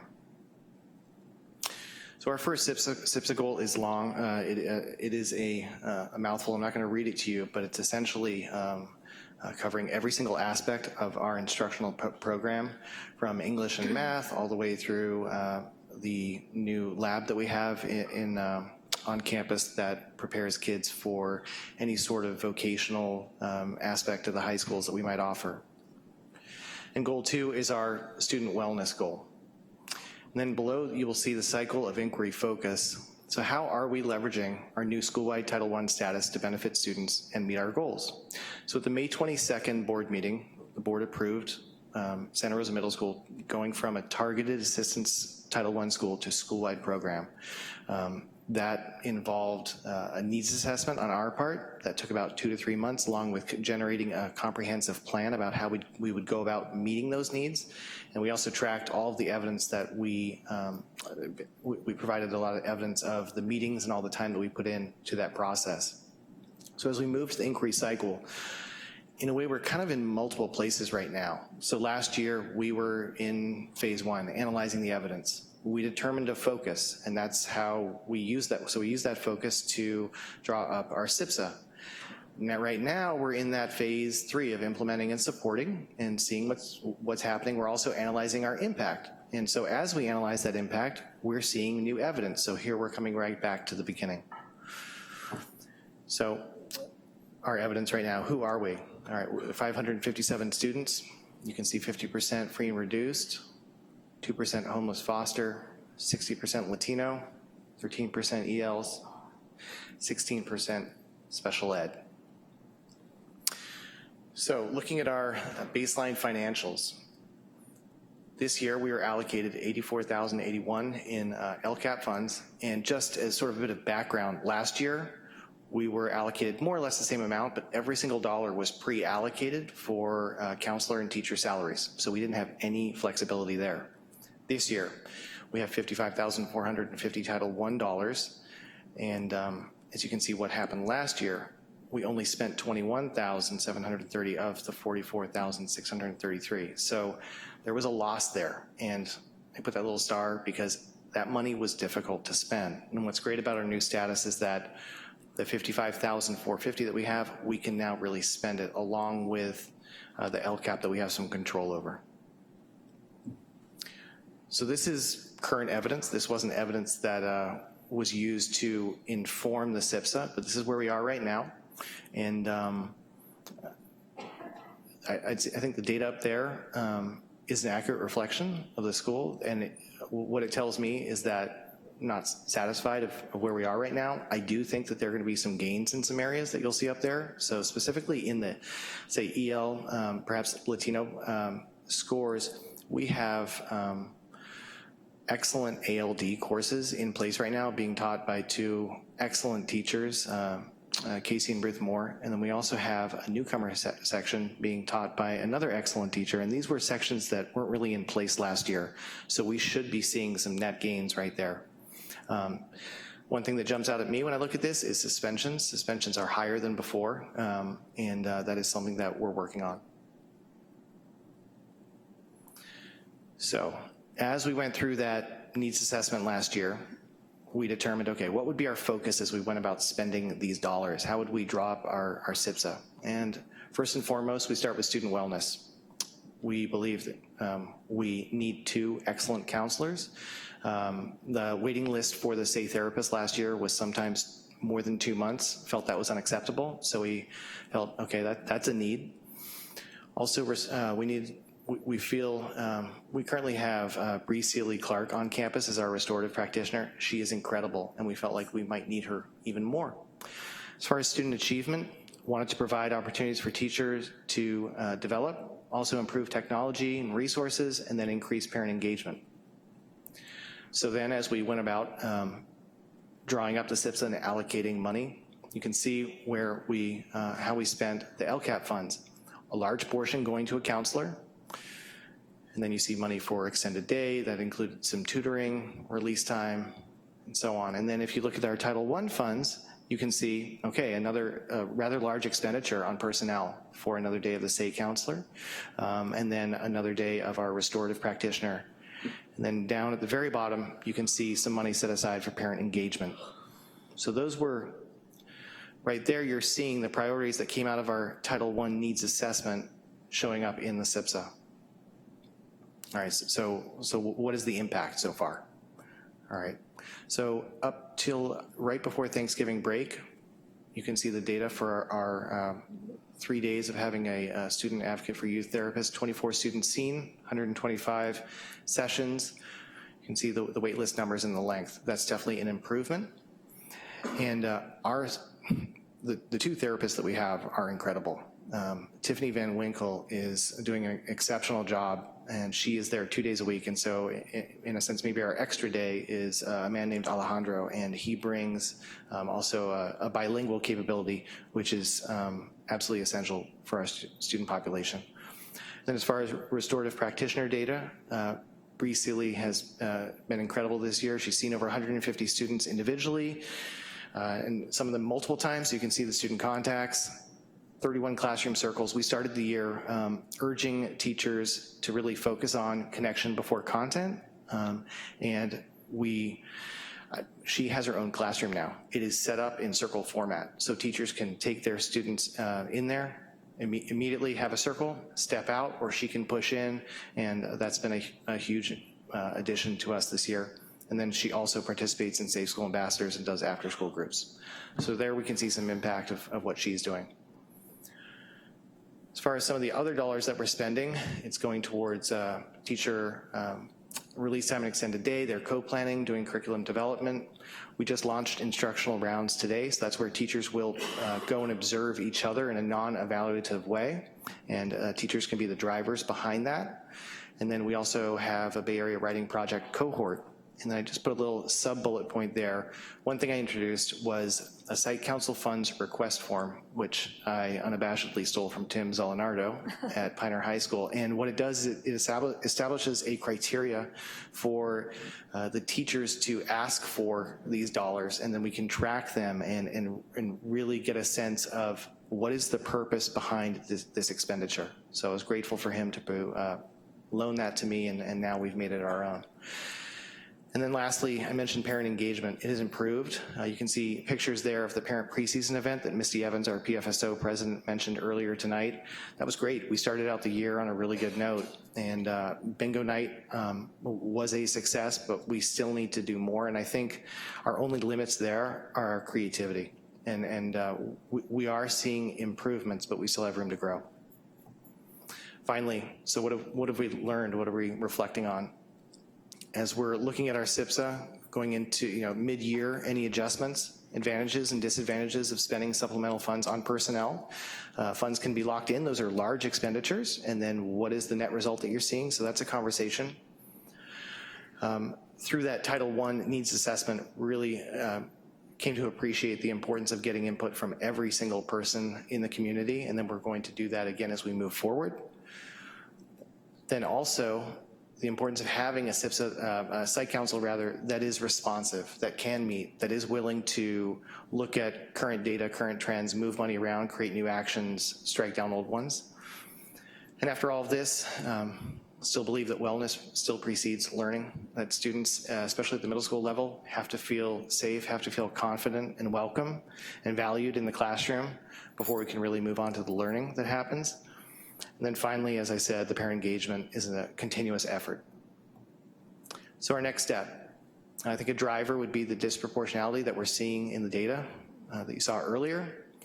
So a need would be a meaningful real-time student achievement data kind of tracker, and I know that teaching and learning is in the works on that with MAP, so I'm looking forward to getting that. And as we move forward, our focus will be teacher PD, hopefully infusing some EL and special ed strategies in there. As you saw, our scores were low. That means there's a need there. Student engagement, we're focusing all the time on that. Every single staff meeting now starts with a department presenting some sort of lesson that really focuses on how to reach students. Today we had our science department present a cool lab about burning marshmallows, which had everybody's attention. No teachers had to be sent out, so that was a good sign. Their behavior was pretty good. We've launched a check-in, check-out program with our family engagement facilitator. That's checking in with 5 to 6 students every single day. The idea there is that we want students to have a positive contact with an adult in the morning and the afternoon, and so far it's really working well. We have an attendance program, we have targeted tutoring, and then again, parent outreach has to be in many different forms. We're having a principal's coffee this coming Friday, hoping parents will turn out. And then finally, we do have that new lab, and we're getting it off the ground this year. And that is something that I'd like to infuse throughout the entire school's curriculum, is a focus on what lies beyond middle school, what lies beyond high school. And there's definitely room in every single class for some elements of that class. Finally, so ongoing, as I said, we have a great site council. We're going to review the financials about probably in February. We'll look at how much have we spent, what do we need to reallocate, any new actions. And then also, as we come around into next year, look at our enrollment numbers, plan ahead, plan accordingly. Do we need that much time of restorative? Do we need that much time of say again? We'll have that discussion. And then also upcoming, looking forward to our Youth Truth Survey results. So, thank you. Thank you. Thank you. Yeah, switch.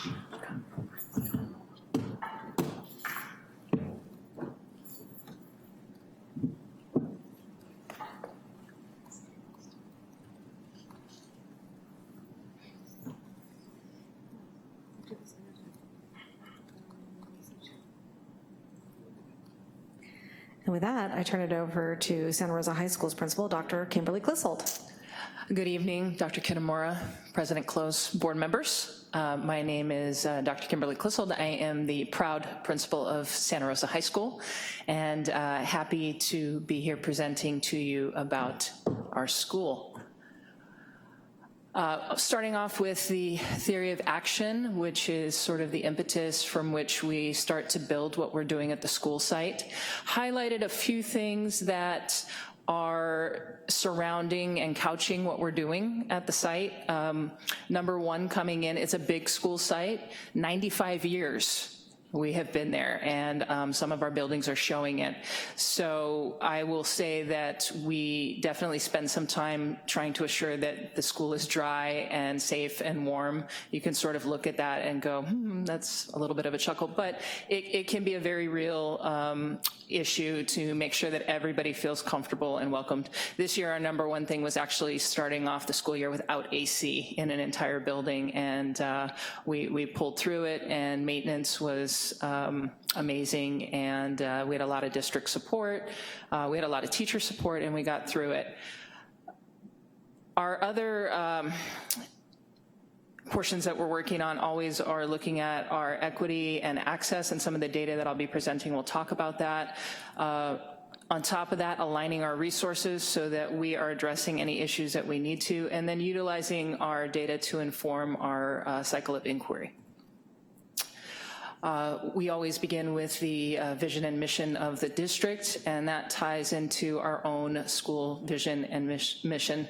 And Santa Rosa, once again, has a very long tradition about the type of education that it brings forth at its school site, and that has a lot to live up to and some amazing history that comes along with it.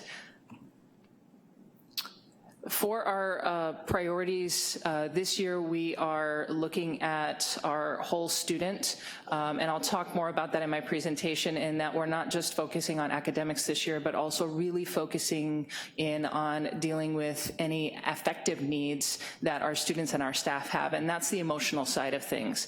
Because what we're finding in some of our data from reviewing from last year is that before we can even get people to start to engage in the classroom, and that's both teachers and students, they need to feel safe, they need to feel supported.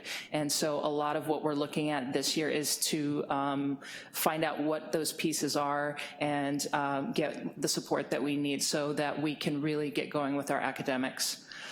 That feeds into the other two priorities that we've highlighted, the teaching and learning environment and the resources, and once again, the equity and access. If there are people that are feeling like they are left out, they're not going to be engaging the way that we would like them to. Some of the things, just to jump in a little bit more on what I'm saying, we always start with our Panther principles. Once again, that focus on our affective development, not just for our students, but also for our teachers and our staff. One of the things that really has helped our students has been the presence of a school-based therapist on our campus to address students in crisis, but also families in crisis. And while we don't pick up providing a course of therapy, what we are trying to do is to provide that link to show that the school is responsive, that we are looking for ways to address those needs and not just be about the academics for the student, because for many of our students right now, anxiety is a huge barrier, and so we are looking for ways to support them. Sometimes that's a referral to outside resources. Sometimes that's having somebody at the school that they can talk to. Quite frankly, that is an area that we are building on to see how we can best support students. But just having that school-based therapist there is a high need, and it has been very useful to our students. In terms of the teaching and learning environment, access to clean and functional resources for students on our campus, and then the equity and access, engaging and supporting all our students to develop both academically and emotionally. In our inquiry cycle, we are looking at mostly at this time of the year, looking at the phase 1 and phase 2 after having looked at the impact of what we did last year. So it really is sort of, when we look at the gear up there at the top, it's a lot of small gears that are intertwining at the site and looking at many, many things. At Santa Rosa, data are used to track grade level and individual progress, to identify and target interventions that support both student achievement and positive effective outcomes for all of our students. One of the things that we are trying to do, once again, is to find ways to engage and support everyone who is on our campus. For our SIPSA goals, we have 2 goals, and they're here. I'm going to skip to the next slide where I can sort of address each one individually for time's sake, and because this one's kind of written small. For goal 1, we have identified increasing the number of students successfully completing A to G courses with a C or better in all grade levels, with a special emphasis on 9th and 10th graders.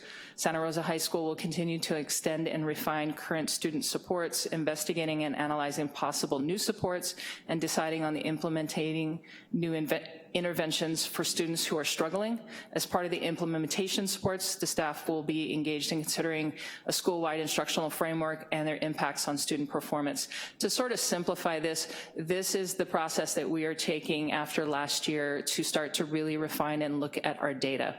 One of the concerns that came up during our mid-cycle WASC visit was that there really was no way that data were being kept from a year-to-year basis. There was no one place where data were being kept. And so that has really impacted us this year to look at what are the natural times in a high school cycle that we would look at data. So one of the things that we are doing is looking at our mid-quarter, quarter semester, and looking at those as the data points. So at those times in our school year, we will collect various data and compile it and review it.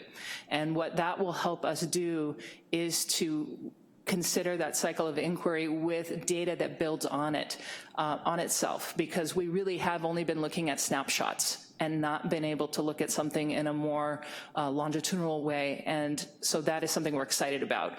It also means you have to kind of wait for the data to build up and collect, but we have last year's semester data to look at, and now we have data that we're approaching with this semester. So that's gonna get us started in that process. One of the big things we did this year was the Link Crew. It was a 2-day orientation for incoming 9th graders, and we got very positive responses because when our 9th graders came in on the first day, they knew people. They already had Santa Rosa swag. They all had a t-shirt. They knew where their classes were. They already knew that their administration couldn't cook very well, even though we did our best to get those hot dogs out there on the grill for them.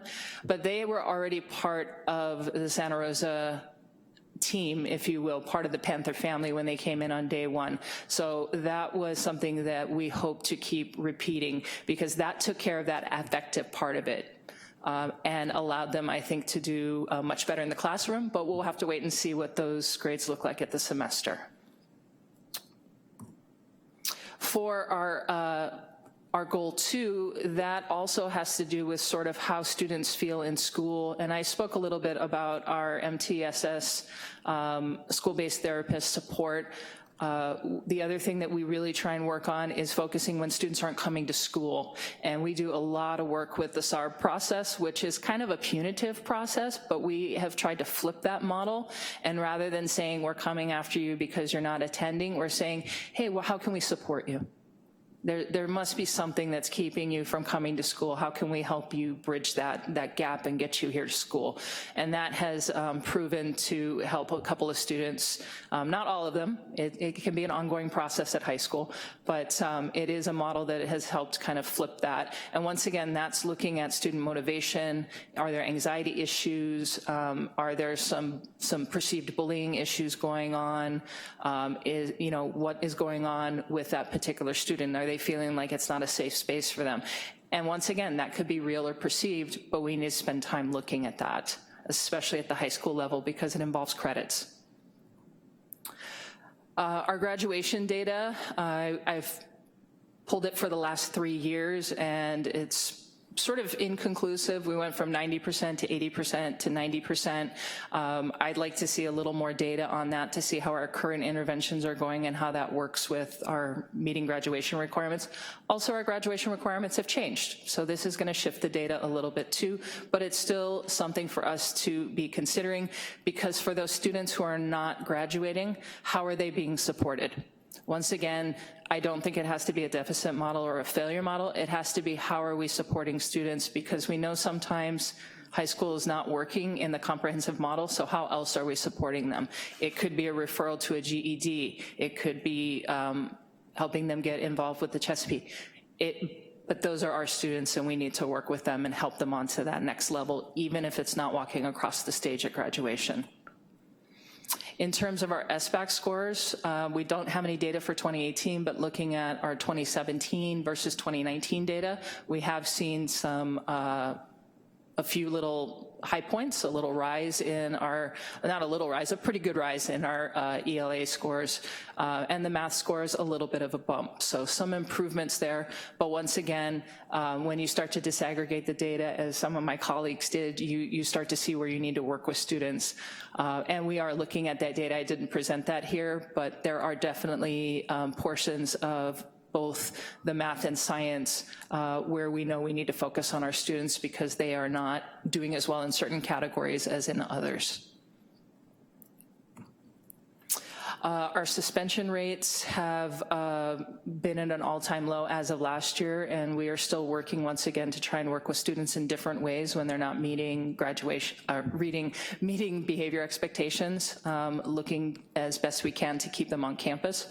So our suspension rates has gone down. In 2018, it was at 3.3%, which is, obviously we'd like to never have to suspend somebody, but that is a pretty good rate of suspension. When we disaggregate that data, we also look at which particular groups of students tend to be suspended more often than not, and look at how we might be able to intervene with them. Once again, that idea of if you're not attending or you're having trouble with the expectations for behavior, how do we support you? When we look at our behaviors by incident in terms of minor incidences, so these are incidences that we would not be suspending students for, but these are incidences where we would be intervening with them. Our number one issue, and this is very concerning to our teachers, are the tardies. How do we get students to school on time? Defiance is another issue, and then skipping and cutting class. This data, by the way, is not for an entire year. This is our data as of this year. In terms of intervening with the tardies, we have we've taken some different strategies. We're hoping that some of those strategies, like going out between the classes, having campus supervision encourage students to go to class, will help lower our tardies. We're also looking at different ways we're intervening with those students on why they are trying to avoid classes.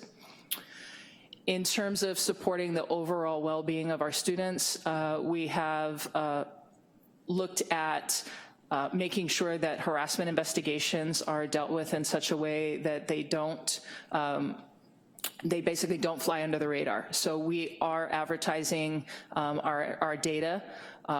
Roughly, we've looked at, this is last year's data, I should have put that up there, but last year we did 34 formal harassment investigations. Now that is not to say that we had 34 cases where they were, the students were harassed or were not harassed. Generally, it's just to show that we are following a process and a protocol. 23 of the cases did have some substantiation, so we were able to work with both sides, both the perpetrators and the victims, to come to an understanding about how we need to behave on our campus. And we did have 8 cases of bullying that were substantiated. Once again, we're never going to get down to 0 on some of these, but having that process and that protocol and knowing that we take it seriously as a school, I think increases the overall feeling that there is more safety on campus. Some more data on tardies. Because it was such a big concern, we started looking at when our students tardy in the day and how can we intervene. So it's the beginning of the day, period 1 has by far the most. And then we also noticed that after lunch, our 5th period has quite a few. So once again, trying to come up with some strategies to help students not avoid class, to engage, and to really know that showing up and being on time is important. At Santa Rosa High, we have a very short class period in comparison to some of our other high schools that have the long block periods. So if you show up to class 5 to 10 minutes late, you're only gonna get 30 minutes of instruction, and that over time really does impact students. And so we have to make sure they understand that. Identifying areas where we need to increase our student support, and this would be with our students receiving special education services, any of our students who don't have material needs being met or have trouble meeting their material needs. As our STP mentioned, they have the Panther Pantry, which is just open to any student, but especially some of our homeless foster youth. And a lot of this data is not 100% accurate because we have a lot of students who couch surf in high school. So I would argue that these numbers actually are a little bit higher in terms of our students who do not have a steady place to go and get toothpaste or a toothbrush or to grab food, and so they really do rely on that Panther Pantry. It gets cleaned out every week. When we are looking at some of the ways that we can support support our students who have the highest need, that is the work that our site council is really taking to heart this year. Some of the things that we have in place are our after-school tutoring. Once again, our school-based therapist was part of trying to assist our students that have the most need. And just to, I did have this question come up earlier for our school-based therapist. We do have some students who receive special education services that have counseling built in, and somebody asked me, are they still able to access our school-based therapist? Yes, they absolutely are. Every single student on our campus who has a need can go to the school-based therapist for support and for referral. Grade data, as I mentioned before, does play into it, and this is where sort of our natural progression of how we're gonna look at data, whether it's attendance data, whether it's how many times our school-based therapist is meeting with students, is to look at the natural progression of the academic year that we follow. So Q1 progress grades, Q2 report card, Q2 progress grades, and so on and so forth. We'll keep adding on to be able to look at the data to see. One of the interesting things that sort of popped up for us was that students tended to do a little bit better in the Q1 progress grade, and then the Q2 progress grades looked not quite as good. But what does that mean for our semester? And we will find out. And based on that, we can start looking at maybe some interventions within this school year or looking forward to next year. So we really are sort of following and picking apart our grade data to see how we can best support our students in the moment, but also how we can plan later on for next year, simply because grades mean credits, credits get our students to graduation. We have a wonderful relationship with the Santa Rosa Junior College, so another data piece that we've started looking at is our enrollment. And we do get progress data from the JC as to how our students are doing, and we do push that out to our counselors, and if we have any students that are not progressing, we have one-to-one meetings with those students. So far this year, we have 205 students who are taking classes at the junior college as part of concurrent enrollment, and then we broke that down by grade level. I'm not sure why we have one 9th grader in there, but that is, I'm sure, somebody who is ready to stretch themselves at the JC level. The courses that we often see our students taking are in English composition, usually to fulfill their English 4 credit, and then the US government class to fulfill one of their, to fulfill another requirement. And I only pulled the higher enrollment levels. There's actually quite a few courses that students take for electives. And once again, that's a good relationship and experience we have for our students, but also one that we want to consider, how do we support it? Equity and access, this is something that I'm not sure that we've spent enough time looking on. We will be looking at it more, is how do we help encourage our students to stretch themselves academically and to get into our AP and honors classes. Right now, it's once again, that would be sort of one of those things we might want to consider as an affective barrier. Do we have any students that are thinking, I can't do it? So we want to make sure that we present to them that it's a very doable option, and see if they're willing to stretch themselves. Our continued cycle of inquiry is one that I think in my second year as a principal, I will be quite honest, we are still building on what works for us and what do we need to look at. This is a WASC year for us, and in many ways we are still trying to get to a point where our focus is as clear as it could be for everybody on our campus. We have the ArtQuest program. They have a very specialized focus. We have our AG program, our CTE program. We have 1,899 students, so we really, we do need to determine a focus, and as we work to do that, this is really the work that we're doing, is trying to root that in data-driven decision-making that addresses the effective needs of our students and our staff, and also the academic needs. And some of those challenges that are affecting us right now, beyond that, is we do have a lot of concern about the everyone vapes culture on our campus. Thanks to the new cameras that we have in, we have seen a little bit of a drop in vaping on our campus. Also, just once again, it's a lot of one-to-one conversations with students.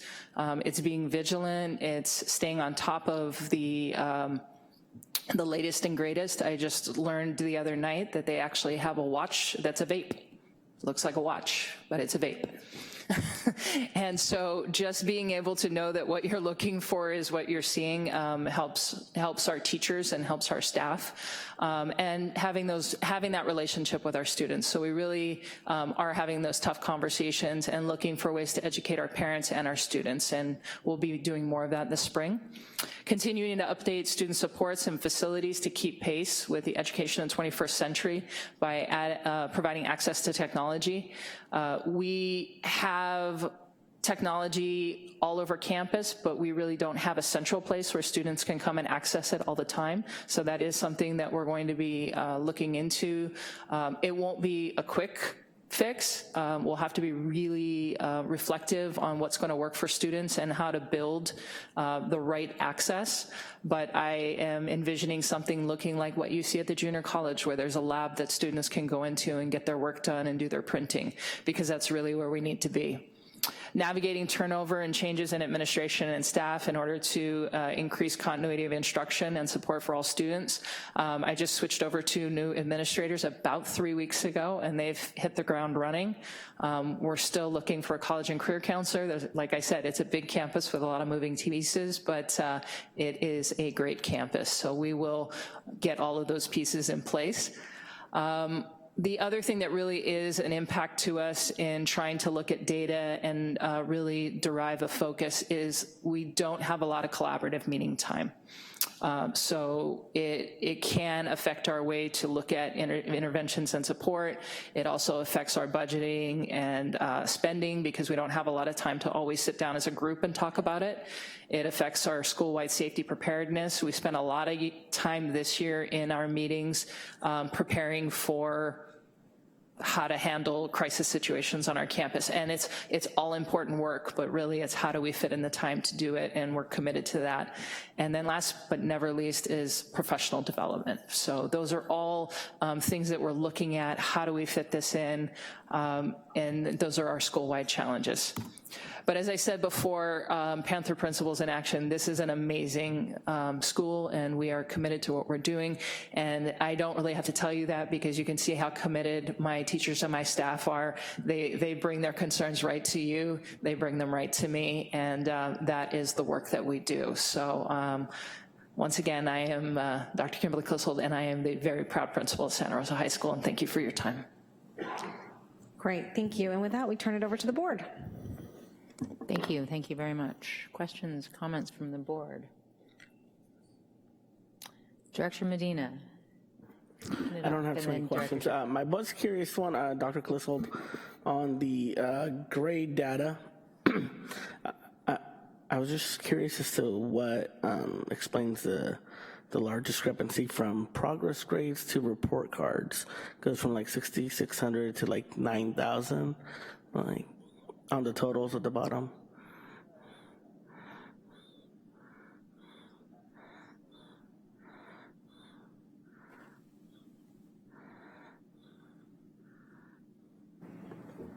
Let me just go ahead and pull that slide up.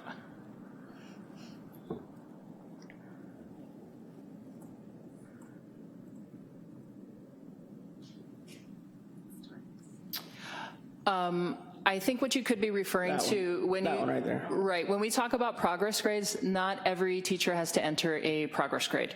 Progress grades are simply used as a metric whereby the teacher, if a student is not doing well in the class, can alert both the family and the student that they are not doing well. So generally it's for D's and F's.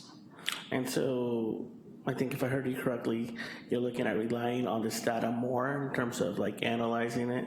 Will that require like maybe more work or more of a shift in ensuring that teachers are adding the progress grades, or will it still just be when needed? Or? Right. I think again we have to keep the progress grade versus the quarter grade versus the semester grade in a slightly different perspectives, because once again it's a grade at high school, and I always try and remind parents and students it's not final till you get to the semester. So everything here is just information about, from an individual student's perspective, hey, I'm doing okay. I'm passing, or hey, I have to worry, you know, in one particular class, maybe I got a D on my progress grade for that class. That's an indicator, hopefully, to that student. And teachers can also use it as an indicator of what do I need to focus on? Do I need to consider going to the teacher for one-to-one help? Do I look for tutoring? Do I consider, you know, taking my approach different to the class? And both teachers and students can look at that as an indicator, but until we get to the final semester grade, and that's why the data is a little skewed, because not every student is going to get a progress grade for every class. Our teachers have that flexibility, and that's part of their professional practice to determine whether or not they're gonna they need to put a grade in for that student at the progress. Every teacher has to put a grade in at the quarter, and every teacher has to put a grade in at the semester. But the progress reports really are typically only gonna be put in if there's a concern. Thank you. And the only other question I had was for Principal Matla. The slide 13 on the phase 3 implement and support. It says additional day of SAY counts for $20,000. I just want to confirm, is that like additional day per week or just one day? An additional day per week. Okay, yeah, thanks. It seemed expensive for just one day. Director Sheffield. Thank you all for your presentations. I have a question. It's more for the elementary and middle school, but Dr. Klissel, you talked a little bit about the whole person and the emotional side and making sure that there's, you know, a feeling of safety and support on campus with the school-based therapist. I am wondering about attendance, including tardies, as a result of last October and the law school days, and then coming back in November. I've had a lot of discussion with parents. I've seen it with my own kids at the lower grades. You know, they came in the week after Halloween back at school, excited to be there, but maybe not focused. And I think it was great, you know, the school staff, you know, at my school did a great job of welcoming students back.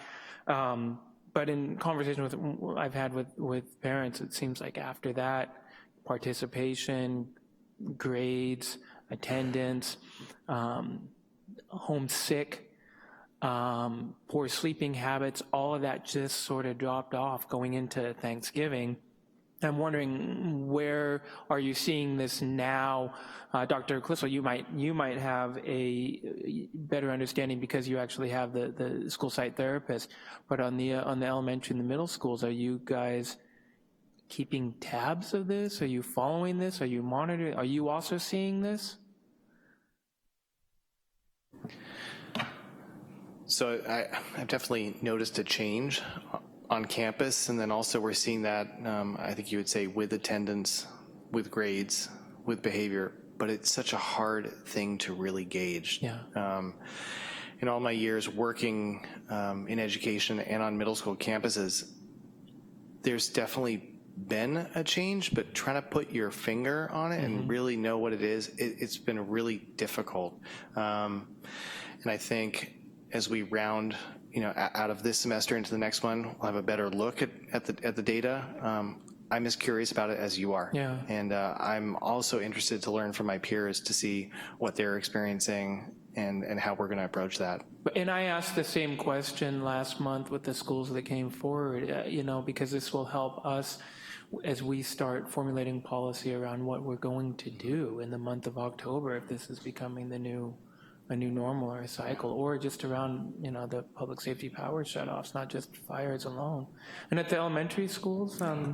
At the elementary school, it'd be interesting to compare that data. I've not pulled that specific data, but we do have our systems for attendance support that are ongoing. So if a student is coming up as having been regularly tardy or absent, you know, we're following that. We have intervention supports in place, which is supports for the families. Also reach out to the families. We do have a school-based therapist also on our campus. 2 days a week, and so we do have supports for those families in need, and our Tier 2 team that meets every week to talk about specific students with needs, we are looking at that data and bringing forward students of concern, whether it's because they're tardy or absent, and I agree that it can be kind of hard to put your finger what the reason is, but if there are needs because of any stress or any concerns, then we have a system in place to handle that. But I think it'd be interesting to look at that data based on those. I mean, and I'm wondering if you get sort of I mean, we all have PTSD now, and it's shocking that here we are, 2 years after 2017 fires, and we all say we're okay. Oh yeah, it was so great that we actually functioned. We got through this last round, but the fact that we say that, and the fact that we say that we're still functioning, that we're okay, means that we're not. There's something there, and I think that our kids are seeing it. And I'm wondering, if we can find and see that there's a pattern here. And this might be something that we do district-wide or even county-wide, because I've talked to parents in West County schools that were evacuated as well. In October, and the parents are seeing the same thing. So, thank you. Can I just comment real quick? I have an interesting vantage point of the Santa Rosa Middle School students, which is that my office window is on East Street, about 50 yards to some south of, and the kids walk by all day long, and they are sometimes run by and say funny things, or they wave, or they make funny faces, or one time I was on the ground stretching and they ran in to make sure I hadn't had a heart attack. That was nice. And you do see patterns, like in the spring, love is definitely in the air. But I will tell you that but this fall after the fire, there was not much waving and joking around or saying funny stuff or goofing around. Like there were like, they're smallish kids, 12 and 13-year-olds walking around with like a heaviness. And it's just, I actually noticed that it was just in this past week that they're like engaging with me again and going by and saying hi. But it was like, I think a good month where I could see the heaviness on these little guys' bodies. And so that's my unscientific, but really clear observation of a change in them. So I do think it'd be really interesting to figure out a way to track the effects of this, because there definitely are some. But the springtime love is in the air. That's the most fun part to watch, because it's funny. All right, I think Director Manieri. Yeah, thank you for these wonderful presentations. I had the exact same question as Director Sheffield, just really interested around how things have changed and socio-emotionally how our students are doing after October. So I'd also be really interested in tracking this and having some more information around this. I have just one question and then a couple of comments, and my one question is for Principal Matlin. There's a slide in your presentation, Phase 1, Analyze Evidence Subgroup Analysis. I'm curious to know what Level 1 means. So under all of the data, there are different percentages, and there's a significant difference between the percentage up top and then the Level 1, so I'm curious to know what the Level 1 means. Right, so the top number is if you're proficient. You scored a 3 or a 4. If you score a 1 or a 2, you're not proficient. And so I included the 1 because that's the lowest level, and I think those numbers were larger. They're definitely larger than we would like and larger than I was expecting, and so I'm putting that there for us to see and to acknowledge there's a lot of work to be done. Thank you. And then my few comments. I'm really happy to hear that there's such a focus on socio-emotional learning and support, especially the language around nurturing the whole child at Santa Rosa Middle. And I can say that it's it's a really, I'm starting to learn more about Santa Rosa Middle, and I think it is a really special place, as I've heard Director De La Cruz say a couple of times. I was invited to Ruth and Casey Moore's class for the Voices of Hope project. Just yesterday. And I had some really interesting questions from a couple of students around mental health and mental health access and resources. And what that showed me is that they feel that they are in a safe space to ask those questions. So I think that what is happening collectively there is it's successful, and it's having a true impact on the students there. And I also appreciate that you brought up the importance of bilingual staff and how that impacts students and student learning. And I think what I've reflected on is that we have a lot of work to do as a district to get to the point where we have staff that represents our students district-wide.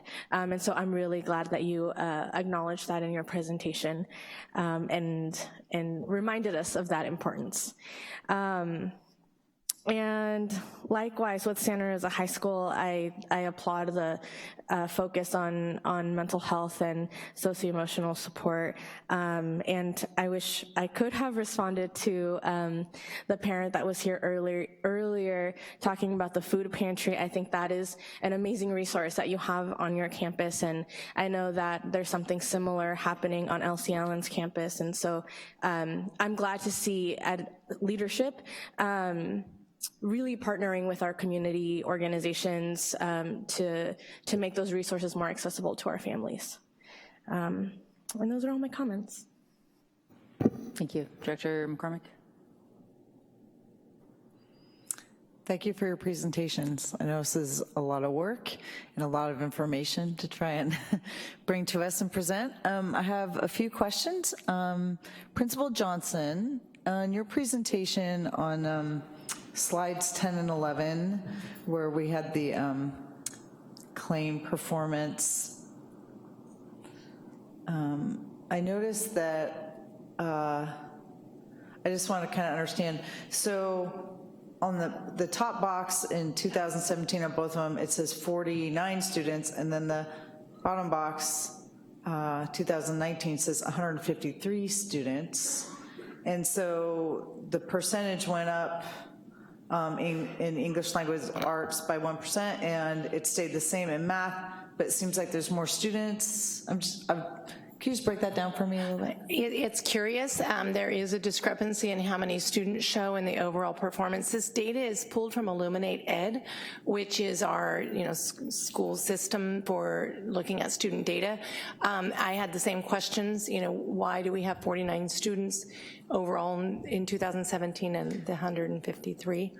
I think it will be, as we get our new data, as we keep building the numbers, having that consistency in testing. Yeah. I'm not certain if we go into TOMS, which is the system for the state, if we would see the same discrepancy, but we're pulling the data from Illuminate Ed, which is a district-based system.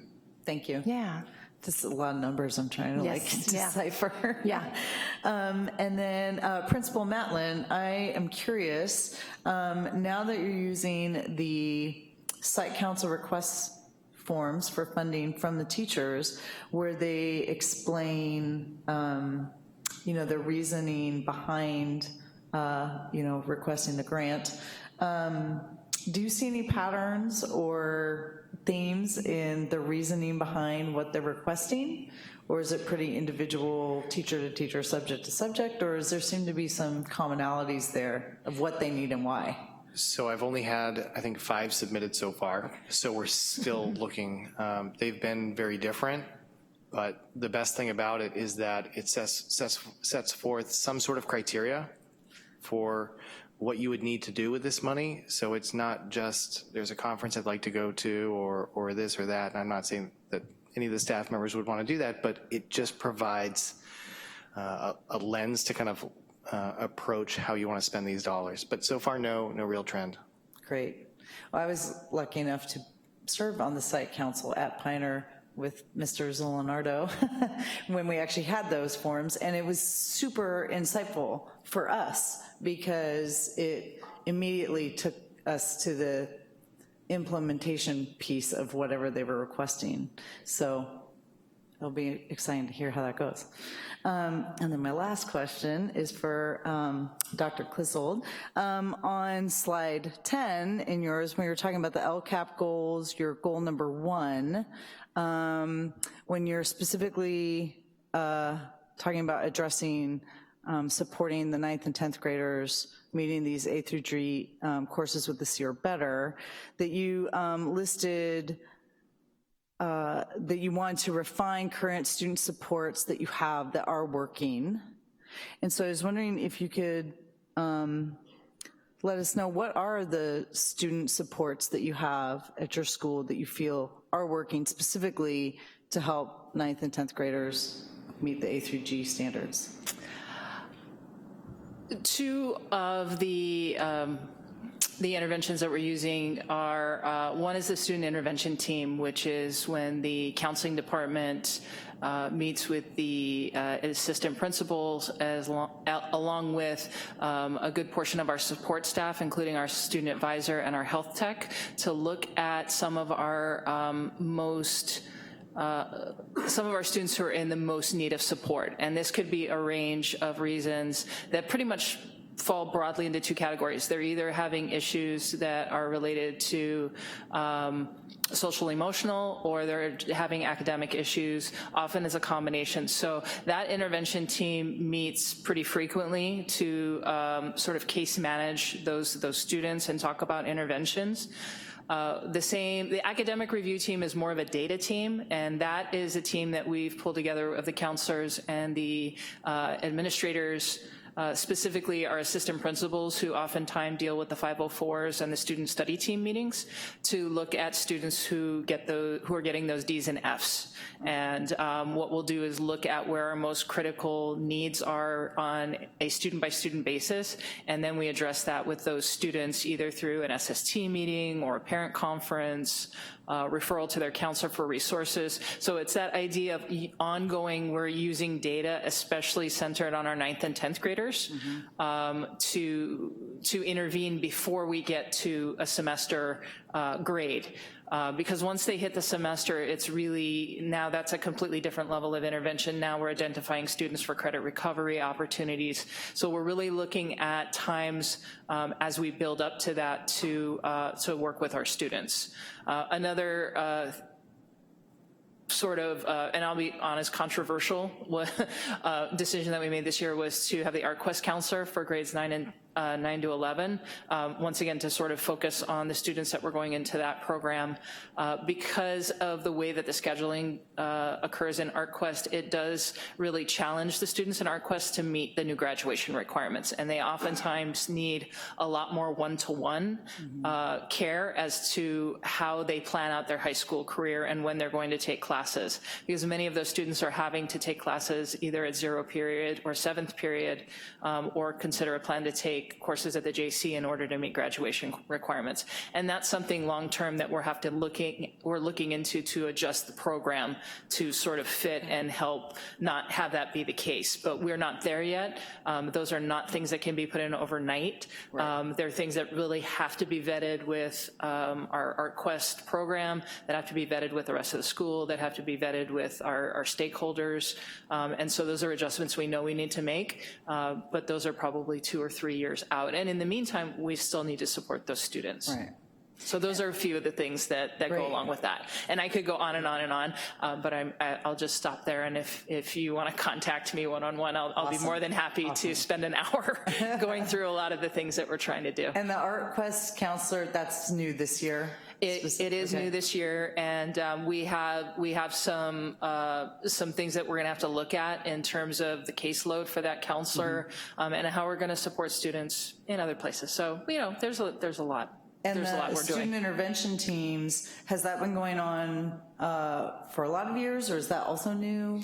That is not new. Okay. It's been renamed this year, and it has I can't speak too far in the past as to how it went, but I know it is something the counseling department at Santa Rosa has used quite often. When I first came in, it had sort of gone on a little bit of a hiatus, but now it is back stronger than ever, and it's working to help us intervene with students. Great. And if I can read my own writing. Oh, so in talking on the same topic, so those are some great examples of things that are working. What specific areas of support are your teachers asking for when it comes to helping the 9th and 10th graders meet these A through G standards? Like really specifically that they need more of something, or if they need more lifetime intervention, or I'm just wondering what as we're implementing this, what are our education experts asking for? In terms of what I'm often asked from teachers, I think is what a lot of principals are approached with. Teachers wanting professional development opportunities. A lot of times I'm approached for, we'd like to get together after school to do some meeting about maybe the way that they're approaching an assessment. So those are pretty ongoing, and that sort of falls under our not having much time to collaborate. Mm-hmm. So it really does fall on our teachers who are willing and able to get together after school to work on some of those things, and then allocating the funds to support that extra time. Great, thank you so much. Mm-hmm. Dr. De La Cruz. Just sharing in the thanks to all of you for your amazing work. Couple of questions. Data, you guys are doing a lot of very hard work in trying to crunch what you have access to and make sense of it all. And I'm wondering if there is guidance that's available to you about what specifically we're focusing on, so that there's similar ways of kind of tracking the same information across all levels of school, if there's some support at the district level for data crunching and analysis. Because I feel like every time we look at a presentation, we're looking at a different way of understanding what's coming out of your schools, and I know that probably also puts a lot more pressure on you, or a lot more work on you to figure out kind of what to pull out and how to see it and understand it. So I'm wondering if there's some way for us at a district level to say, these are our expectations and this is our kind of set of criteria and standards around what kind of data we want to pull and how we want to understand it or present it. It just kind of feels like it's always a moving target, and we're looking at different things depending on kind of who's pulling it together. And then one of the takeaways from the California State Association of School Boards, what was I saying? CSBA, that also really resonated with me as a student of color once upon a time, as a woman student, was how important it is for us not to focus on how poorly our students who are struggling are doing, and how much that's tracked to their ethnicity, their race, their gender, their relative poverty or wealth, but really to talk about what I think I hear Director Jill, oh my God, it's clearly past 9.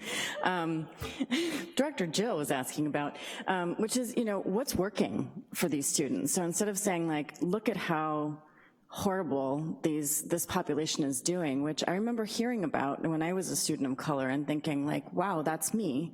And where do I fit in that, failing group of students? And I really loved a lot of the way that you're focusing on, here are our challenges and here's what's working. And so I think, the more that we can move away from like, we all know how dire and racialized our system is for those vulnerable students. And so I really would love us to figure out how we can focus in our presentations about what interventions are working and what are the impacts of those interventions on that population. This is kind of in connection with data and the way that we want to hear it and understand the impacts of what it is that you're doing, because you're doing amazing work. Let's see. Oh my gosh, absolutely yes to the idea of a computer lab. at the high school level, at the middle school level. I was one of those kids who didn't have a computer when I went to college, and there was such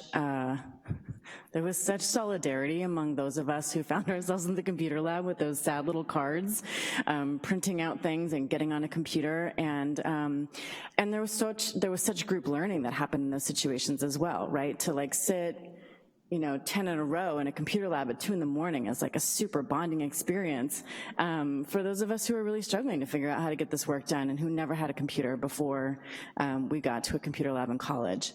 So I really love that idea of, that level of intervention and that level of resource that we would provide to students, and that kind of, flows into what we really heard is working at a state level around, additional time built into the school day that really supports students' learning and the resources that they need to be able to do that in a more equitable way. Let's see. Principal Matlin, I would love to know more about, you kind of said that there were advantages and disadvantages of spending supplemental funds on personnel. So I wonder if you kind of talk a little bit about what the advantages / disadvantages are of using that money in that way, and then kind of in line with the money questions, why was it so hard to spend Title I money in 1819, and how has it gotten easier in 1920? How do we understand kind of the progression of figuring out this new identity as a Title I school site-wide? So I'd say the advantages are that you have more help on campus, and so we're able to offer, with the example of the SAY therapist, an extra day. We're seeing more students. The downside might be, well, if our numbers aren't quite as high next year, does that mean we're reducing somebody and then it's sort of seen as maybe a reduction in services? Also, when you make that commitment, it may appear that that person is going to be there in perpetuity, but needs may change and you may actually want to shift a different direction. So I'd say that's probably the disadvantage that I was thinking of. And then as far as the flexibility in spending, so last year we were targeted assistants. And so we were asked to identify students who were targeted Title I students, and we identified 98 students based on various metrics that we were provided with. And it was very difficult because you don't want to buy something for, let's say, technology for a couple students in one class, then how come they have it? Does it have something to do with socioeconomic status or something else? There was only one class that we had that was purely populated with these targeted assistance students. So I was able to buy things for that class. We provided tutoring for those 98 students, but it was really difficult. And because of that difficulty, we made the change. Okay. I really want to just applaud that decision to, do that work of not targeting those kids and say this is our community as a whole and this is the kind of school that we are as a whole. Let's see.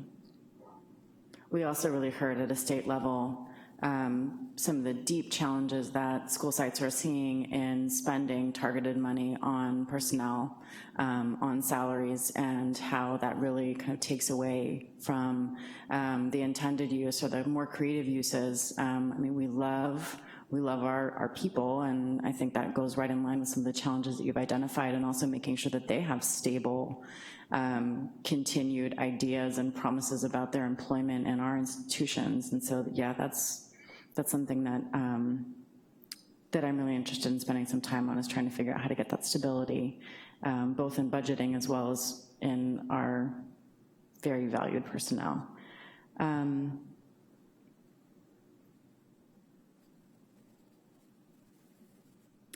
then another question, what changes are you seeing necessary at the middle school level to really prep for the changes in the A through G requirements at the high school level? I think, unfortunately, the high schools are really feeling the brunt of that responsibility, and that's not necessarily all on you, right? I think there needs to be a shift as a whole in our system to really prep for this idea of of access being open to all at the high school level as we're, in those last years, but I would really love to hear, how from the elementary all the way through, you all are imagining the changes that need to happen to support high school levels changes to ensure A through G.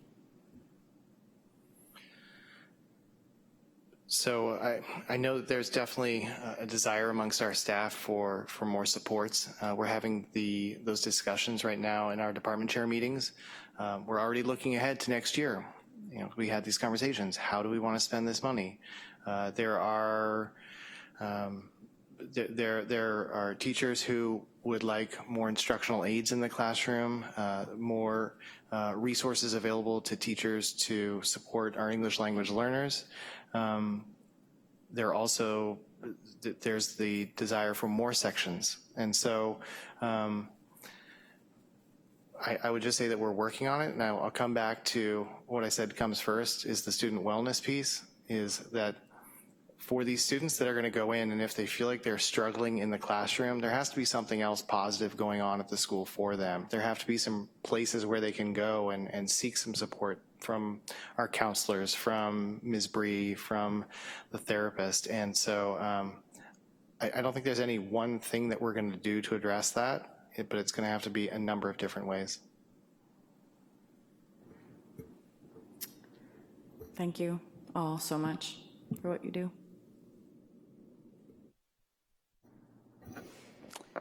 Okay, well, thank you so much for really good reports. I'm not going to repeat a lot of what my colleagues said. They gave a lot of comments that I would have made and questions too. There's one or two things that I wanted to, one thing I read an article that I keep meaning to bring up that I'm wondering if is being read at the elementary level about Mississippi's improvements in reading scores, significant improvements since they've been doing teacher training on decoding and reading, which is like phonics, but they've put a concerted effort in it and went from like last in the nation to national average in 5 years, including being better than California. So it was a huge rise for their fourth grade reading scores, which is obviously huge, right?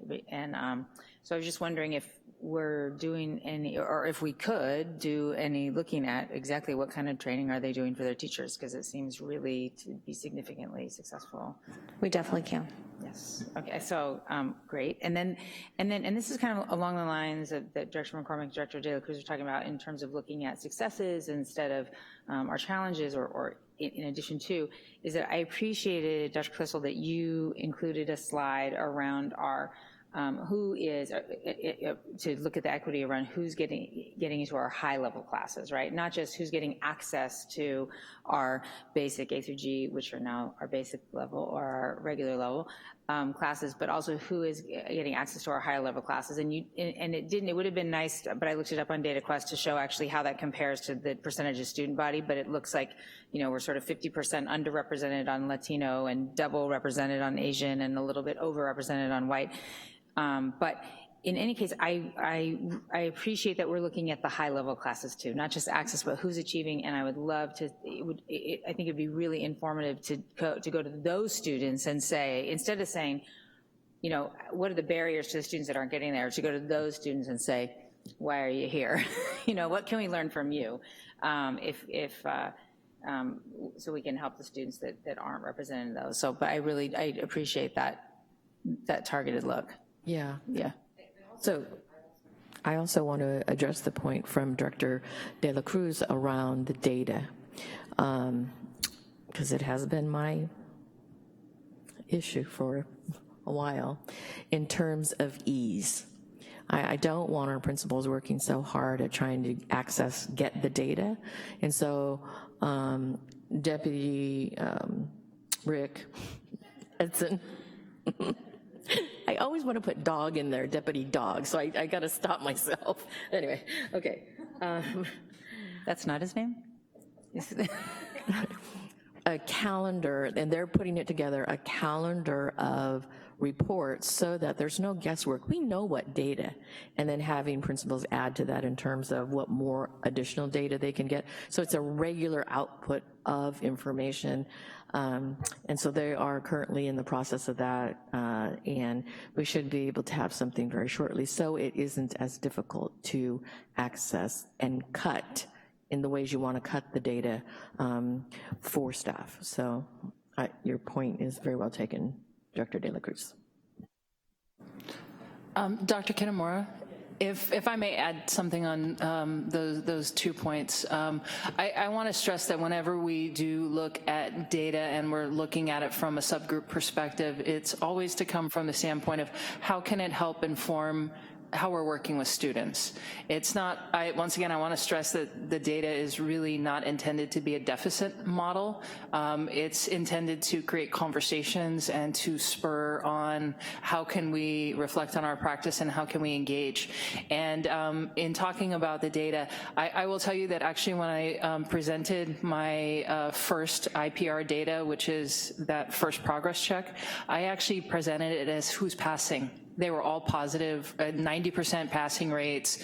This is our percentage on passing. I didn't mention anything about the failure. And then on the other side of that, I said, now what are you asking yourselves to my faculty and staff? And they said, okay, well, if that's our pass rate, what are happening to those students that aren't passing and how do we intervene? So I 100% agree that we need to be cautious about how we approach those conversations, and often flipping it so that we're looking at what we're doing right versus focusing on the negative is very important. So I will let you know that I think that we are doing that. That's good to hear. I think that shows in all your reports, actually, and so don't take, I think, any of our comments as a criticism. It's really more recognizing that and just how important that is. I mean, there also is, in terms of data analysis, there's unfortunately often a focus on average, right? What's the average? And we're looking at average, and that doesn't seem like a very good approach to creating growth, and are focusing on averages. So, but I definitely feel that from you guys, and I think you all have an eye towards improvement, and so I appreciate that, and especially now looking at also these higher levels, I appreciated that data from you. Thank you. Just in terms of data, and I don't know, Superintendent Kitamura, if there's models, but I think as we start gathering more data, I think of myself as a student, and I'm thinking of like how can we like maybe apply like game theory towards like data where it's also accessible to students. As a student, I was very competitive, and like, your success and how you're progressing, can be like an additional motivator. And if we can collect data in some way that students are also able to use it for themselves, I think, I don't know if there's models out there of that now. I think of something like Khan Academy and how you see your success as you progress. But as we look towards the future, that might be something to look into. I think that's an excellent point, because your mission and vision talk about agency. And so the first foundation of agency is understanding where you are as a student, as a teacher, as an administrator. And I think accessible data that's understandable, I think that's perfect. So we will, yes. Okay, so we thank you very much for your reports, and we're going to move on to F2.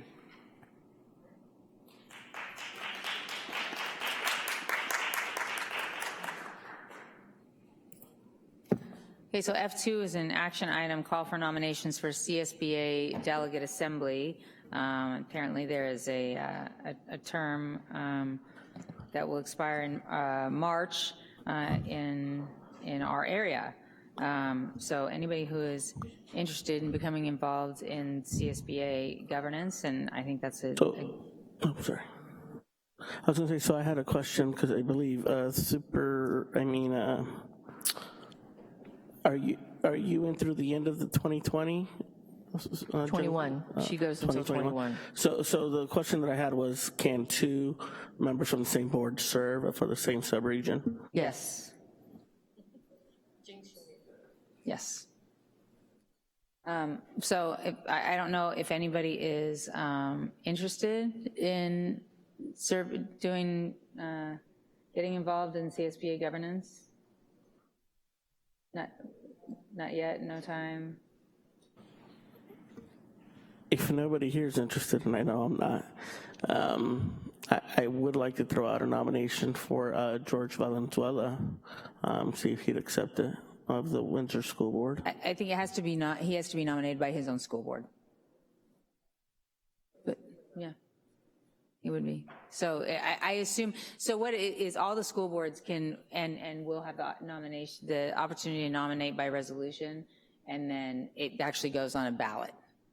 And then that will come to us for a vote. So yeah, I'm sure Windsor is gonna have this same board action. All right, so without a nomination, then we will, we'll move on.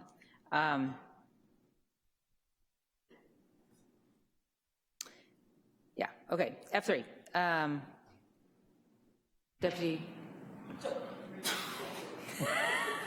Deputy Rick Edson, you're on.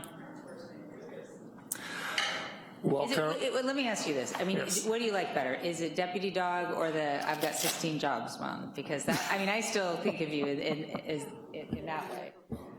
It's deputy double dog. All right. Anyway, we digress, which is... Welcome to 925.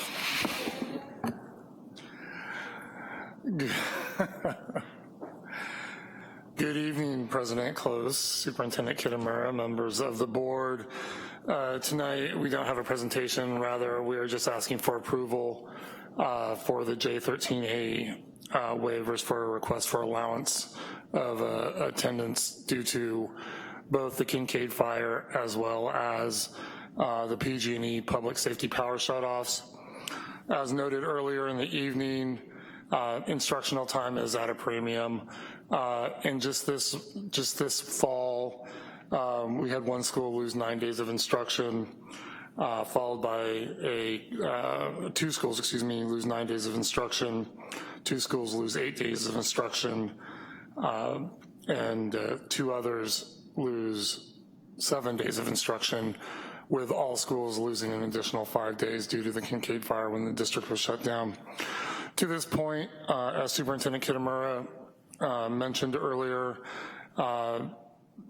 we have not received absolute guidance from CDE on what they're going to do with some of these days, including whether or not a PG&E PSPS will be an unforeseen or a foreseen circumstance when it comes to instructional days and minutes.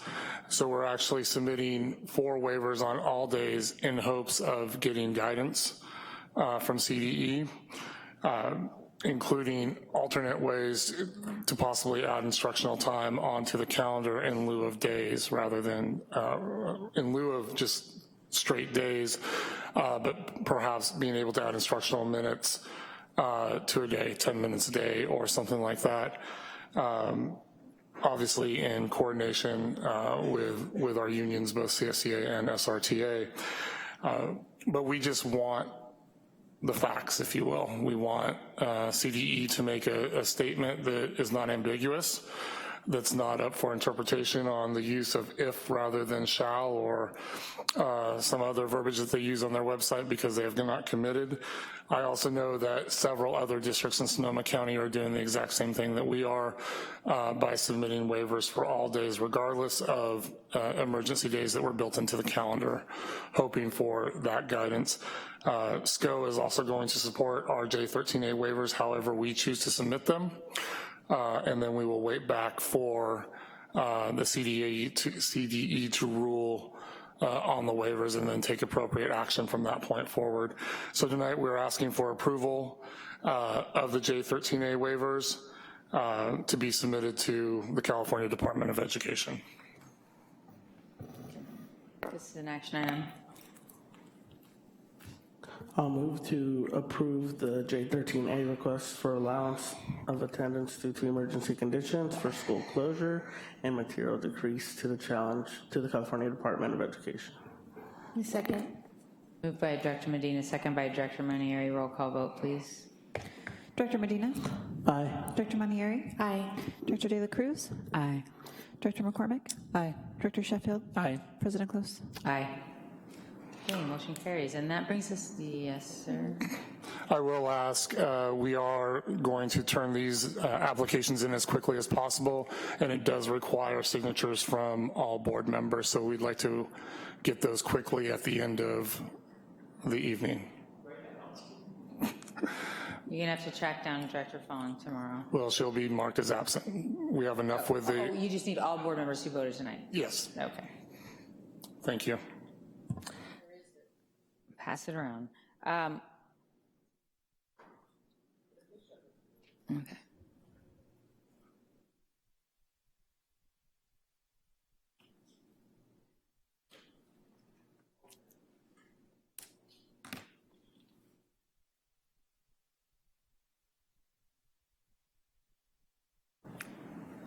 On every red tab, we'll need a individual signature. Okay. Thank you. So we will pass those around throughout the rest of the meeting and get you going, Deputy, on the F4 first interim.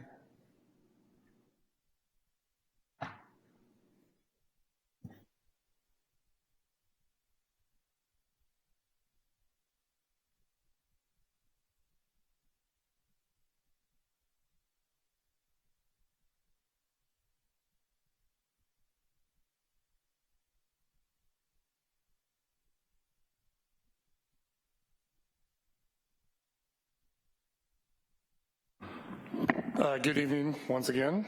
Superintendent Kittamura, President Close, members of the board. There is a copy of the presentation that's also being handed out to look at it closer, and we made a few minor additions to the presentation as well to point out some important information. Tonight, we will talk about the first interim report for the 2019-20 school year.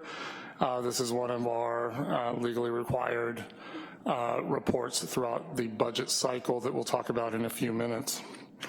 Also, I'd like to introduce, for those of you who haven't seen him in a while, Mr. Joel Dantos, our Executive Director of Fiscal Services, who will also help with the presentation tonight. So, as a quick overview and as a reminder, Education Code Section 42130 requires that school districts certify to the state the fiscal stability of the district. That includes the first interim report, which covers the time period of July 1 through October 31st, with a report due to this County Office of Education by December 15th. Subsequently, a second interim report that covers July 1 through January 31st, with a board-approved second interim report to the county office by March 15th each year. During only the interim reports, the first and second interim reports, we have to certify, self-certify if we believe we are positive, which means we can meet our financial obligations for the current fiscal year and the subsequent 2 years. As you may recall, we have to show fiscal solvency for the current year +2, which is illustrated on our multi-year projections. A qualified certification that the district may not meet its financial obligations for the current fiscal year or subsequent 2 years, and the negative declaration, the district will not meet its financial obligations. You may remember from second interim and first interim last year, there was a green checkbox or check mark on the positive certification, and this for this one, as I said last December, I'm letting the end of the presentation come first, that we will be submitting a qualified certification, thus making us do some additional steps along the way as we move forward. Just to go through this, you'll see circled in red first interim, that's where we're at in the budget cycle for the 1920 fiscal year. We're eagerly waiting for Governor Newsom's proposed budget, which is due on January 10th of 2020, so we'll get that in about 3.5 weeks or so. This year is also a little bit different. Normally we would try and bring our audited actuals to the December board meeting. Thank you. Our auditors were scheduled to be on site the week of the Kincaid fire, where we were shut down. So we requested a extension on delivering our audited actuals to the county office, as did most of the districts in Sonoma County, and was granted that. So we'll bring back our audited actuals at the first board meeting in February to submit to the state. In March, we'll be back talking about the second interim report, working into the May revision from the governor, and then bringing back for public hearing and adoption the budget in June. Then going through budget revisions at the 45-day mark, as well as prior year unaudited actuals.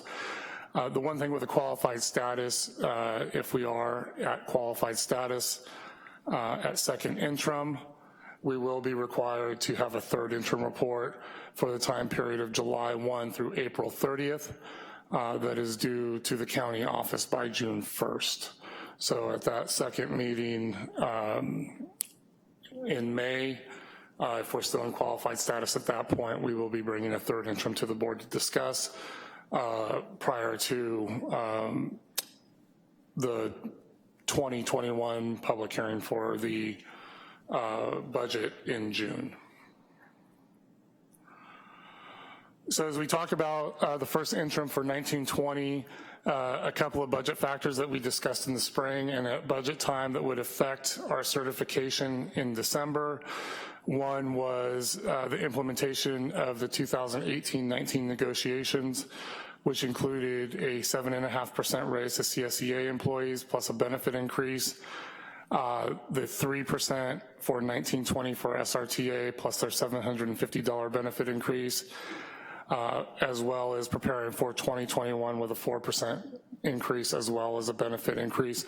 There was also a number of other factors that we didn't line out on here, dealing with school psychologists and other members of SRTA that had their salaries adjusted differently, including this, but differently than the massive SRTA. That also plays a role into key budget factors as we try and, as we've talked about, attract and retain teachers as well as classified employees. We're still in declining enrollment, and that's expected to continue through 2021 and 21-22 at this point. We had initial projections that we used for the budget that I'll talk about a little bit later. And then the big one is looking at revenues. As we've discussed, we're in a COLA-only environment. We're no longer receiving gap funding as Governor Brown tried to make up the loss of revenue from 2008 to current. Because of the California economy and some of the triggers that allow one-time funding, those haven't happened either. So last year was the first year in some number of years that there wasn't additional one-time funding at the May revision. And although it's hard to count on, we were getting some amount of money every year that came in right at budget time that we could book and help offset some of our deficiencies. And then we do not know at this point, and the rumor mill has been pretty quiet in terms of any new ongoing funding that may be proposed by Governor Newsom in January, although I would not count on that at this point until it happens. So with that, we'll take a quick look at the combined general fund, including the adopted budget, changes to those line items, and then the ending result for first interim. I'm going to turn it over to Mr. Dantos to explain this slide. Thank you. Okay, so as Rick stated, we're gonna look at budget updates from the adopted budget that we adopted in June. Hey, so hold on one second. Sorry. Can you please make it clear that this does not include all of our schools, that this does not include the charter school? I really wish this would always, I think I'm like the broken record on this, but it's not, it needs to be really, either both funds should be included, or it just needs to be really clear that this is not all of our schools. Yeah, so we'll go into that specifically. So this is the general fund only. This is general fund 01. It includes all our operations and district direct oversight schools, non-charter schools, our elementary schools, middle schools, and high schools. Sorry. Just notate that. if we, and here's the reason why I'm always broken record on that, is that whenever we see, you know, like we do talk to the editorial board and the press, they watch us on the video. Now they don't come, but they watch us on the video. And that when it's not really obvious, when we say, like, we'll say we have 16,000 students, but then we have a report that says we have 14,000 something students, or then when we say we have a $186 million budget, and then it says 145 million, that it immediately is like a question. And if it's not obvious, and they are doing lots of different things, and it just then, so if we could just always have like a little asterisk or something when we're separating it out, so it's really clear to anyone who's paying attention, that this is not everything, that would be really helpful, particularly around, well, both this and enrollment in ADA. So, thank you. Sorry, this is... Noted. Yes, thank you.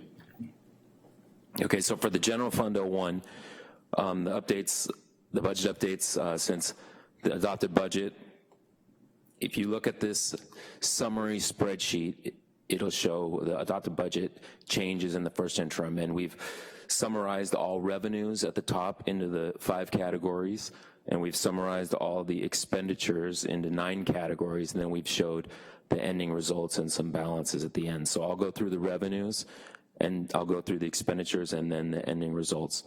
So out of the 5 categories, you can see 4 of the categories had budget updates, and the LCFF is our state revenue that we get, that we update with current NYP data and student data that will go into the assumptions that went into this, but this is the COLA, the state funding, and we put all our updated information, enrollment, ADA, into a state-issued calculator, and it spits out the revenue, and we just update the budget based on what that comes out as well. In LCFF sources, we got about $200,000 extra in special ed property taxes that goes towards our special ed revenue that offsets that unrestricted general fund contribution towards those programs as well.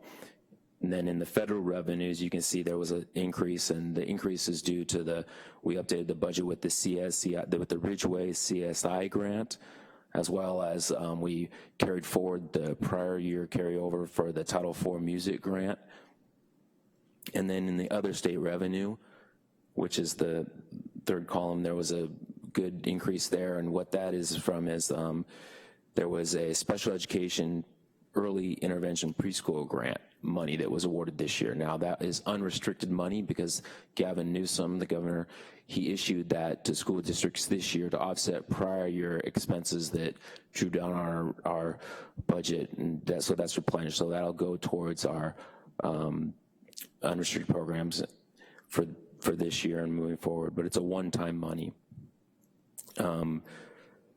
Then other local revenue showed an increase, and that's due to, we discovered some resident return of equity money this year.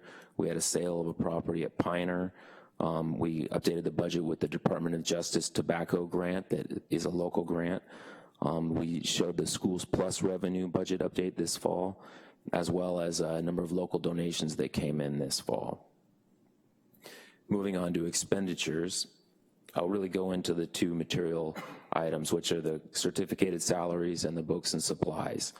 So what the budget updates related to the certificated salaries were the totality of negotiations. We had included in the spring or the June budget all the salary increases, the benefit increases, but what happened throughout the summer and this fall, there were some other areas, like we had some negotiations that for the psychologists, speech and language therapists that came into the budget. We had some counselor index items that came into the budget. The other thing was there's a number of grants that the budget was updated with this fall as well, and I'll go into more details, but some supplemental teacher pay was included in those. Like, for example, the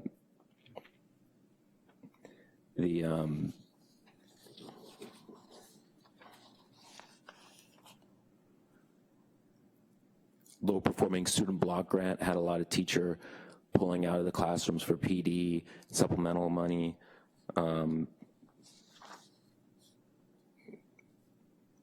And there were a couple of other grants, you know, that had a substantial about $300,000 in increased certificated salaries. Then, yeah, as well as in the fall, we really update our budget with vacancies that have become actual hired salaries, and that was the majority of impact with certificate salaries. Books and supplies was updated, increased budget for some grants as well. I have a spreadsheet.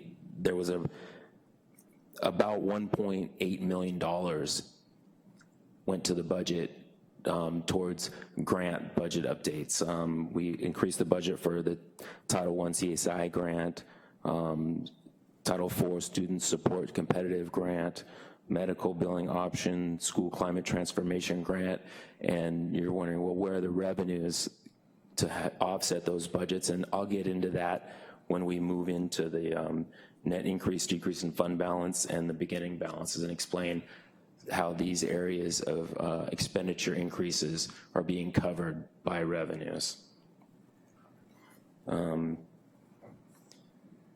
So we can move into that now. Does anybody have any questions on revenues or expenditures? I just had a question. One of the things that came up at a state level was looking at the percentage of our budget that is to salaries versus the rest of our expenditures, and I wondered if that, I mean, I suppose I could do it pretty easily. Do you have it off the top of your head? So, I mean, roughly, I mean, off the top of my head, I would say it's really close to 75%. Okay. We're pretty lucky. There's the folks that we're listening to are at like 92%, so thank you for that. Yeah, although we're under, it's sort of an under-reporting because of how we have outsourced busing and a lot of outsourced special ed. So those, they're not, that comes under our contract expenses, even though it's personnel. So it's not always an apples to apples comparison. It depends on how much people have to, you know, we go to special ed at SCO, a lot of our programs still, or other places, and then the busing, that's a big one. So that's a tough comparison sometimes. Right. Okay, so as you can see, Hold 1 second, Joel. Oh yeah, sorry.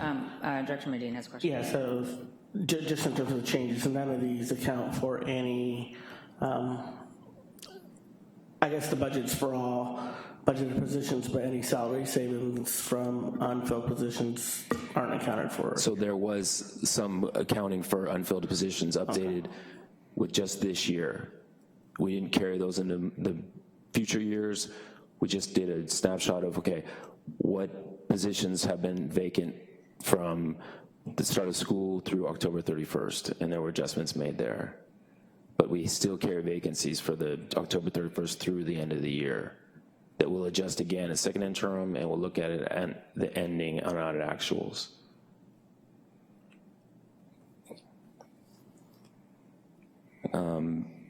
So as you can see, the net increase, the decrease in fund balance, it increased by about $3 million, $3.1 million.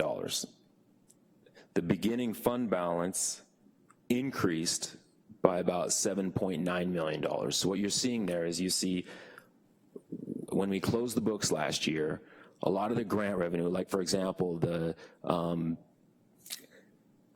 Every Student Succeeds Act, we booked that revenue as unearned revenue, so it didn't show up in our books, and then we budgeted this year as earned revenue. So we brought in like $1 million for that, and then we budget all these expenses based on that revenue. So you can see the $3 million increase is offset by the increase in the beginning fund balance, and then there's an additional increase in the beginning fund balance by about $900,000. So the ending result in the difference between the unrestricted and the restricted programs is about and it has to do with items like finding some savings and certificated. We had some revenues. We did have some increases in some areas, but about a $900,000 improvement over our projections. So meaning you're gonna see a little bit less of future spending reductions that we'll get into in the multi-year projection.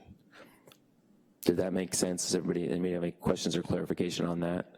So it's a pretty good report. We still have financial things that we have to address, but I mean, there were no surprises in first interim or no really fiscal issues to note. So now we can move on. There's no.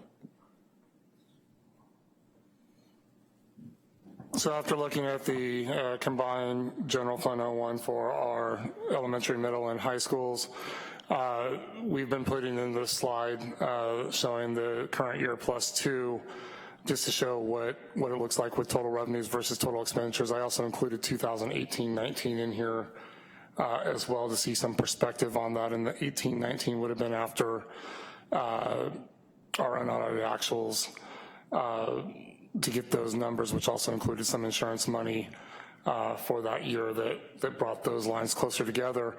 But as you can see, we have a sharp downturn going into 2021, and that's a decrease in expenditures due to anticipated budget reductions. And that'll be necessary once again to get us back to a positive certification by identifying future spending reductions that we'll talk about with the multi-year projection to show our fiscal solvency for 3 years.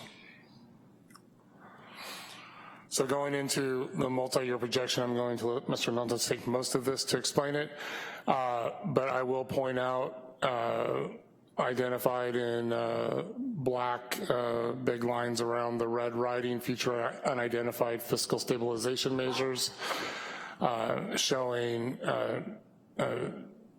a reduction of $12.9 million in the third year in order to show fiscal solvency. And not only will we talk about that later, but the steps that we'll take to bring that into reality to return to positive certification. Okay, so we're looking at we're looking again at revenues, total revenues and expenditures, but now we've added on 2 future years. And I just add on to what Rick said earlier about when we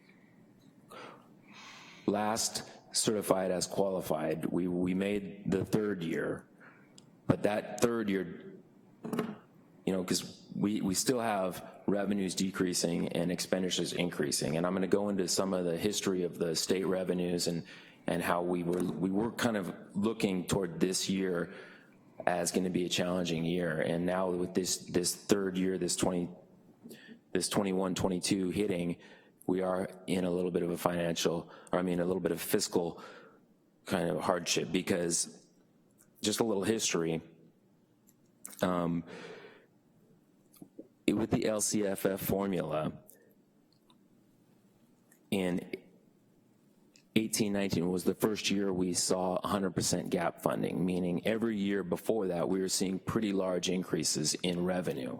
And in fact, the governor did, make full funding, create the gap at 100% in 18-19, 3 years early. So we did see, an improvement there, but in 17-18, the gap was at 42%, so it jumped to 100% in 18-19. So we are seeing some increases. Now, what that says is we're more in a COLA-only revenue increase. So for every year on this financial report, it's 100% gap and only increase in COLA. Another issue was Governor Newsom. Governor Brown had issued one-time mandate reimbursements for many years in his budgets. For, I think, last year, this year's the first year we didn't have a one-time mandate of, it was fairly substantial. It was in the multi-million dollars every year. This year is the first year we don't have one of those. So what we have here in current year revenues is simply our updated enrollment and ADA projections that we've updated our LCFF revenues on, and it's based on a COLA. And then, so That's the LCFF sources. Then the remaining revenues, you can see they do reduce in the future years, but that is because we've removed grants like the low performing student block grant. We removed that revenue in the future years. Bridgeway CSCI grant, Title IV music grant. Again, I go over these grants a lot, but they have a strong impact on the budget where you see fluctuations. Then what else is included in the multi-year projection is in 2020-21, we do have a 4% certificate of non-management increase. We've got a $750 certificate of non-management benefit increase, medical benefit increase, step and column increases, STRS and PERS increases, and Rick will go into more of the budget assumptions and what's behind those, but these are the numbers. One thing I will add, there are no budgets included for future negotiations. So that is really the status of the revenues and the expenditures. And as you can see, we are meeting our financial obligations for the current year and next year. However, without the future unidentified fiscal stabilization measures of almost $13 million, we will be short of meeting our financial obligations. Now, we need to meet our financial obligations while also maintaining a minimum of 3% reserve. So we do have a 3% reserve built on top of that. Now, just to be clarified, the $12.9 million in year 3, if we find half of that ongoing in year 2, then it would cut that number in half, because that would double finding the savings over both those 2 future years as opposed to the 3rd year. Before we go on, I would ask, does everyone understand what Mr. Dantes just said? So if we get half of the cuts of the $13 million next year of ongoing and not one-time savings, that would take out our need for future spending reductions. And I think that's really important. And one of the things that we've been working with, not only district office staff, but site administrators as well, is we do want one-time reductions if that's what we can get, but we're really looking for long-term savings and long-term cuts so that we can get back to fiscal solvency quicker. Are there any questions on revenues and expenditures and the future fiscal measures? Okay, no questions, but just want to move to extend the meeting to 11 o'clock. Second. Moved I by, don't want to, but I mean. moved by Director Sheffield, seconded by Director Medina. All in favor? No. Opposed? Unhappy about it? No. Okay, go on. Okay, so here you see the MYP ending results, and you can see in that 3rd year with those budget reduction measures, we end with a 3% reserve, which is the line that shows, right around $5 to $6 million is our reserve, 3%. And what that is, it's multiplied by our expenditures, total expenditures, and our outgoing transfers. So basically all of our financial obligations multiplied by 3%, and that's how we determine our reserve for economic uncertainty.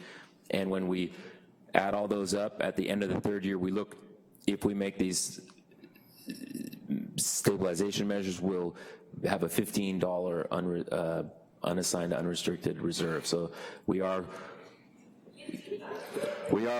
shaving a pretty tight budget, but it's the world we live in, and I say this, I mean, we look at our expenditures and we have areas, but we do have a revenue problem with state revenues. I mean, I think we're significantly underfunded.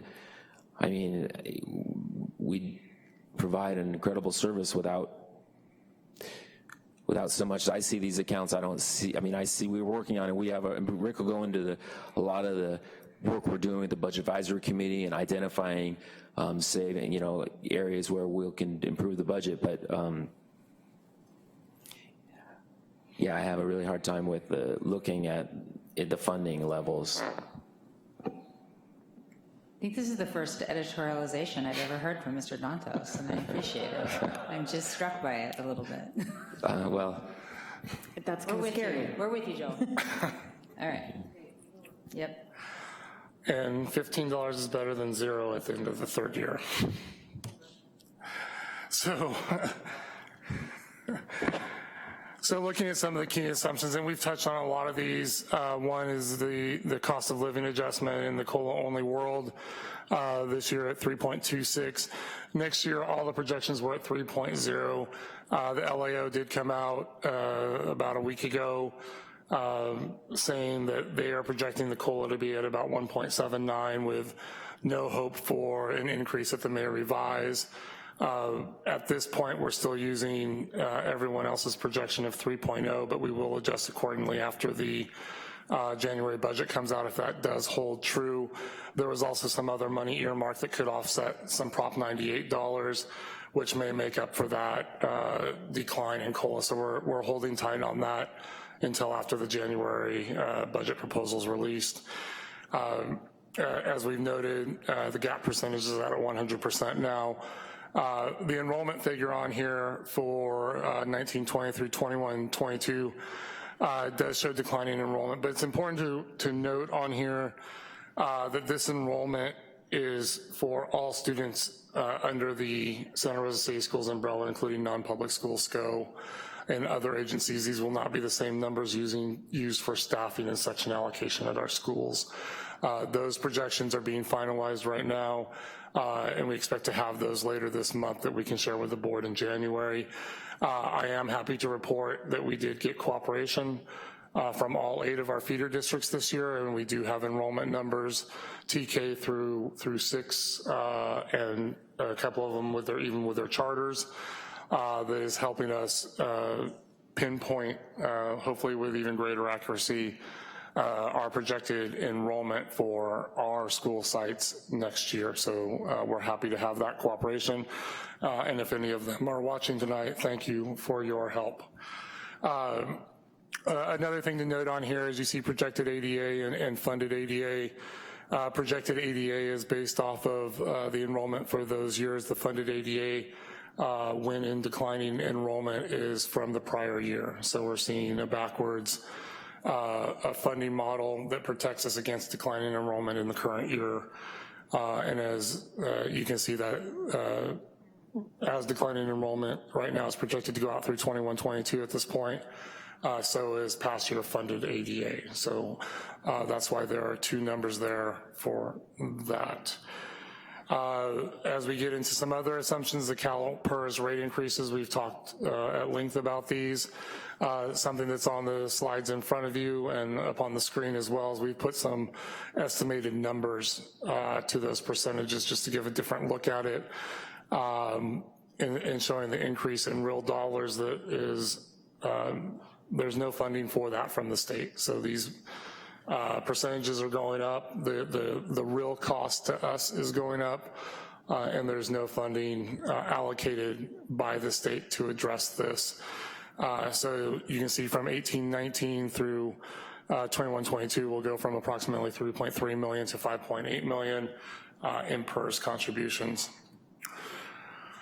Moving forward with CalSTRS, a similar situation. We did get, we went up about 1% this year, and Governor Newsom gave us 1% back rather than going up 2%. But you can see the impact of that over time as well, going from approximately 12 million in 18-19 to approximately 15.1 million in 21-22 that we're accounting for in the budget at this time.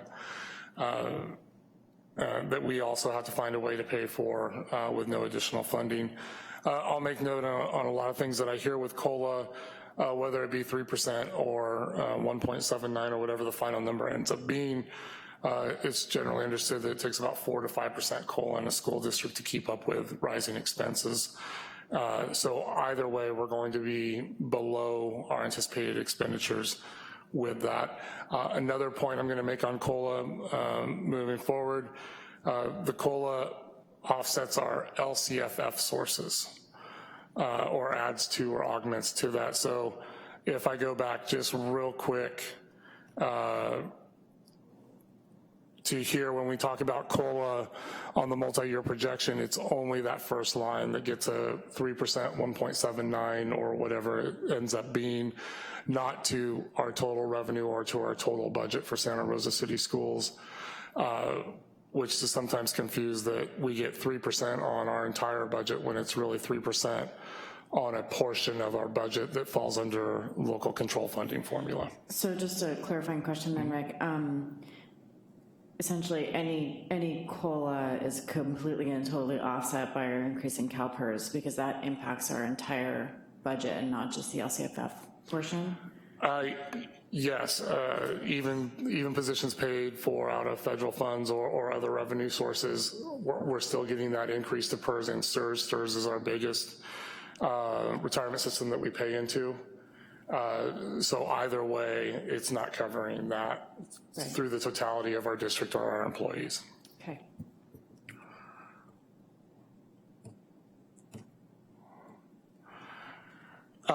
Another thing, just real quick, that we're tying on, we did not put this in the slide this year, but as President Close mentioned, busing is still a major expense for us, with approximately $6 million, $6.1 million between special ed and general education busing in the district. And those are our major assumptions moving forward. We do have some step and column assumptions based on current employees and their placement that factors into this as well. But the basis and the premise for the biggest portion of the assumptions were talked about. Along with Fund 01 that we talked about, we also provide ending fund balances or projected ending fund balances for our other funds, which are noted. Fund 9 is our charters, which takes into account all 4 of our charter schools. Fund 12, child development, and our before and after school care. Fund 13, our child nutrition services, otherwise known as the cafeteria fund, projected to have $1 at the end of the year in just a break-even type of year with no excess revenues left over after costs. I will say that Director Burke at Food Services is doing everything he can to extend dollars and provide better meals, which we're seeing with participation rates at schools going up. So we think that this is an adjustment year for food services. Deferred maintenance and Fund 17 special reserve, Fund 21 bond, that's showing where we expect to be at the end of this year at about $7 million. We will be talking about going out for another series sale of our existing bond at late fall, early spring of 2020. Fund 25, our developer fee fund, anticipated to be about $4.8 million. Fund 40 for capital outlay, about $11 million. And remember, that fund also includes our insurance money from the 2017 fires that has not been expended yet.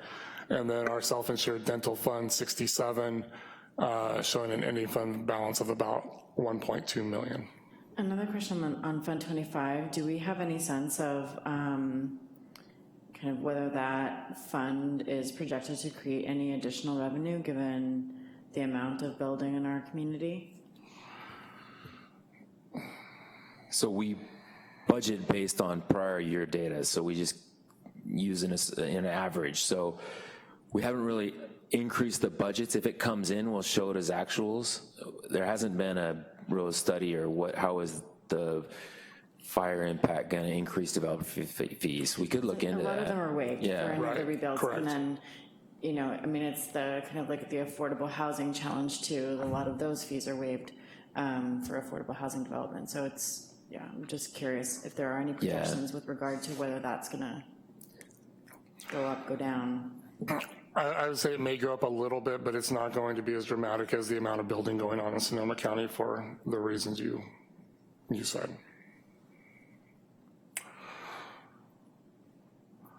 So as I said earlier, I let the ending come first. We will submit upon approval tonight with a qualified certification that the district may not meet its financial needs in the current or the subsequent 2 years. That's where the future budget stabilization measures of approximately $12.9 million come in, where we need to come up with a way to address those needed either revenue enhancements or a combination of revenue enhancements and expenditure reductions to make us fiscally solvent moving forward. And in order to do that, and something that has been done in the past was the Budget Advisory Committee, a group of individuals that's listed on the next slide that reviews the district budget, gathers information, discusses revenue enhancement and expenditure reductions, and will ultimately prepare recommendations to give to the superintendent and to the board. Important to note on here, we started these meetings in September knowing that we would be in a qualified status that we talked about last year as well at the December 1st interim report because of the changes that we made through negotiations. And at that point with the Budget Advisory Committee, we opened it up to them for suggestions and allowed them to give input on possible enhancements or reductions. There are actually a couple of members in the room. Ms. Brady Long is still here, who's a member of the committee, and Ms. Alfonso up there is part of the committee, and both of them on behalf of SRTA and CSEA submitted their proposed expenditure reductions and revenue enhancements last week.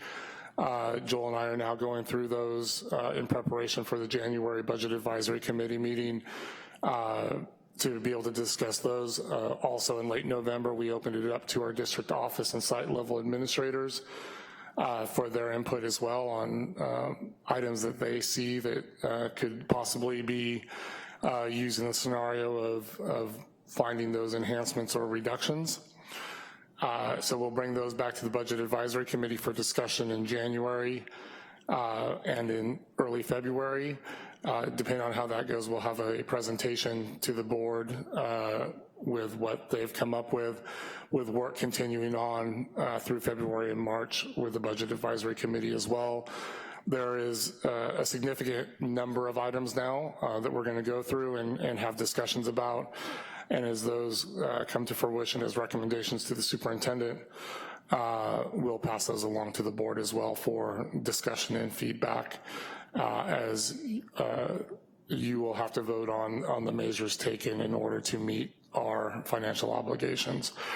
So on the right, you can see the future meeting dates of January 23rd. That will be after the governor's budget revision or budget proposal. So we can incorporate discussions from that as well into future expenditure reductions.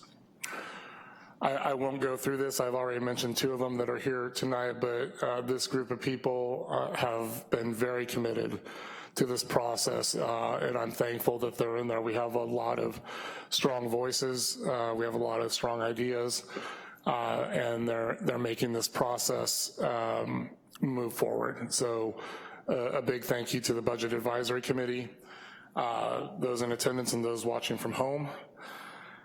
And then moving on to next steps, the governor's proposed budget by January 10th. At that same time, we begin, that should say, and I apologize, 2021 budget development, and then finalizing enrollment projections that we'll share with the board when we have those. We'll present the 2019, I'm off by a year on the slide, I apologize. We'll present the 18-19 audited actuals at the February meeting, and also bring back Budget Advisory Committee recommendations. March 2020, the first meeting, the second interim report will be presented for approval by the board, as well as any update to budget assumptions going into May revise, and then ultimately the public hearing at the first meeting in June and budget adoption at the second meeting in June 2020. With that, we'll be happy to answer any questions. Questions from the board? No questions? Comments or a motion? I move we approve the 2019-20 first interim report with qualified certification. I second.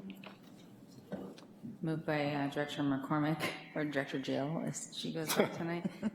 Second by Director Sheffield. Roll call vote, please. Director McCormick? Aye. Director Sheffield? Aye. Director De La Cruz? Aye. Director Manieri? Aye. Director Medina? Aye. President Close? Aye. All right, motion carries. Okay, thank you very much for your hard work. We look forward to all the fun that goes along with this. Okay, so that brings us to F5, governance and meeting efficiency by review of board policy 9400, determination of a board self-evaluation process. And I guess this is mine to present, to open, and it comes from a conversation with specifically with Vice President Fong, who unfortunately can't be here now for this, as well as the superintendent and many other board members individually and some community members too, about how our board meetings have gone over the past year, and also how we have for years been talking about doing a board evaluation process, and we have never really committed to it in a real way. We did have a board self-evaluation online for a period of time, and I think it was not adhered to or by many board members, and we didn't actually look at the data. So, you know, our board meetings are going longer and longer, and they're going longer and longer to a degree that we are not able to put everything on the agenda that we need to have. So each board meeting, people do requests for information, and there are reports that we want, and there's data that we want, but we don't actually have time to get those reports because our board meetings are going longer and longer. Also, we have staff members who got up, and what time did you get up today, Director Guzman? 5 a.m. And then tomorrow, and then you're here now, and you'll be here for another while, and then tomorrow you're going to do the same thing, I expect, and the rest of you too. And I think all our staff members, it's a very, very, very long day that starts again tomorrow. And of concern to me too is that we do our business in public, and we want the public to be engaged and to pay attention. And while I don't have any data on this, what I observe is that fewer people are coming to our meetings. We also don't have a PD reporter assigned to us, and the PD reporter who is covering us, and that's kind of for a different reason. But even when we did, as most recently, they watched from home instead of coming here, which is definitely a different experience. And so I think, you know, it behooves us to move more efficiently through our meetings. And it is, I think it's all of our responsibility. And it's a tension between, you know, wanting to make sure we are doing the business in public in a way that the public can be engaged and understand our question, and also being efficient and respectful of everybody involved in this process. And so one of the ideas that Director Fong has and was interested in is actually doing some kind of objective study and actually taking some data for a few months about how we're spending our time. How are we spending our time? Is it on comments? Is it on question? Is it on policy? Is it on implementation? Is it on questions that are that could be answered outside of a board meeting? Is it on, you know, the other thing that happens is late at night, I think it happens to all of us, and it definitely happens to me, is we get a little punchy and actually start behaving, you know, worse. It takes more time, you know. and so in any case, so Director Fong is interested in doing, is actually kind of studying where are we using our time, and is it more staff, is it more board members, is it some and not all board members, is it because we're not being efficient in how we ask questions, is it all of those things. So that's one thing. The second thing is that we are interested in looking at board policy 9400 to see if, or looking to see if we want to establish a requirement for a self-evaluation after each meeting that might include efficiency and might include also a focus on, I know at CSBA, 1 year, Director Fong and I sat in a whole session around board self-evaluation, and the evaluation we liked had 2 questions, and one was, did we spend most of our time on student achievement? And then I forget the second question, and we keep trying to remember the second question, but we thought the 2 questions were perfect, and they were short, and so I think they actually used it. This is this is a just kind of an opening to discuss how do we want to look at our efficiency as a board, and do we want to actually establish a policy and do we want to do some kind of study, and do we want to establish a policy? Along this kind of governance and efficiency question, the other thing that I want to bring up is around attendance. And that is that this year has been the worst attendance in board history as long as I've been on, and I think before. And I'm part of that, and I've missed more days this year than 7 years combined, and that is due to stuff in my family that's gone on. But one thing that I feel is important for us to recognize is that our board policy, we get a stipend. Lots of people think this is volunteer, but we get a whopping $400 a month, and that's more than any one other school board member gets in the county. So we do. It's not a lot of money, but it's some money. And board policy 9250 says that if we miss for an unexcused reason, that we should not get paid whatever percentage of the board meetings we had that month. So if we miss a whole meeting, 1 of 2, then we should not get paid half of it. And if we, or a quarter of our meeting or whatever. And if you look at our consent agenda each time, E1 is to vote to excuse the board members. And so our board policy says that that it's excused for illness or for jury duty, and then anything else or what the board excuses you for.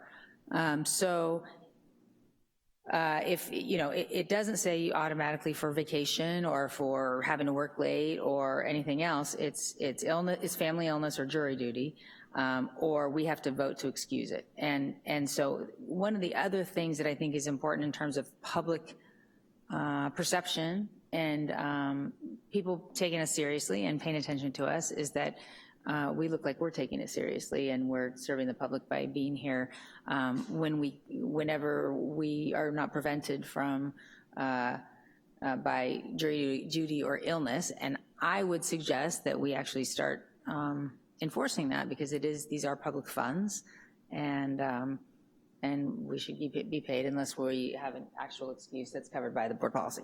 So that's my introduction to this topic, and this is a discussion item, and so I will open it up for discussion. Director McCormick. I like to talk, I like to be wordy, so I will just say that. But I do feel like we need to tighten things up. I think since I've been on the board it's been about a year now, I can think of maybe twice we got finished before 10 p.m. and didn't have to extend the meeting, maybe 3 times.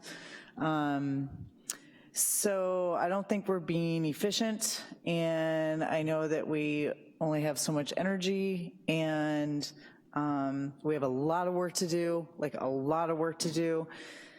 but I think we need to tighten it up. And even if it is as simple as trying out some like a timekeeping, actually putting us on time, like we put public comments on time, 3 minutes or whatever it is, something that we agree to so no one feels offended or cut off, but you also know that you have to have your statement ready to go or have your questions ready to go and really prioritize and be focused, and so that we can stay on a manageable time frame.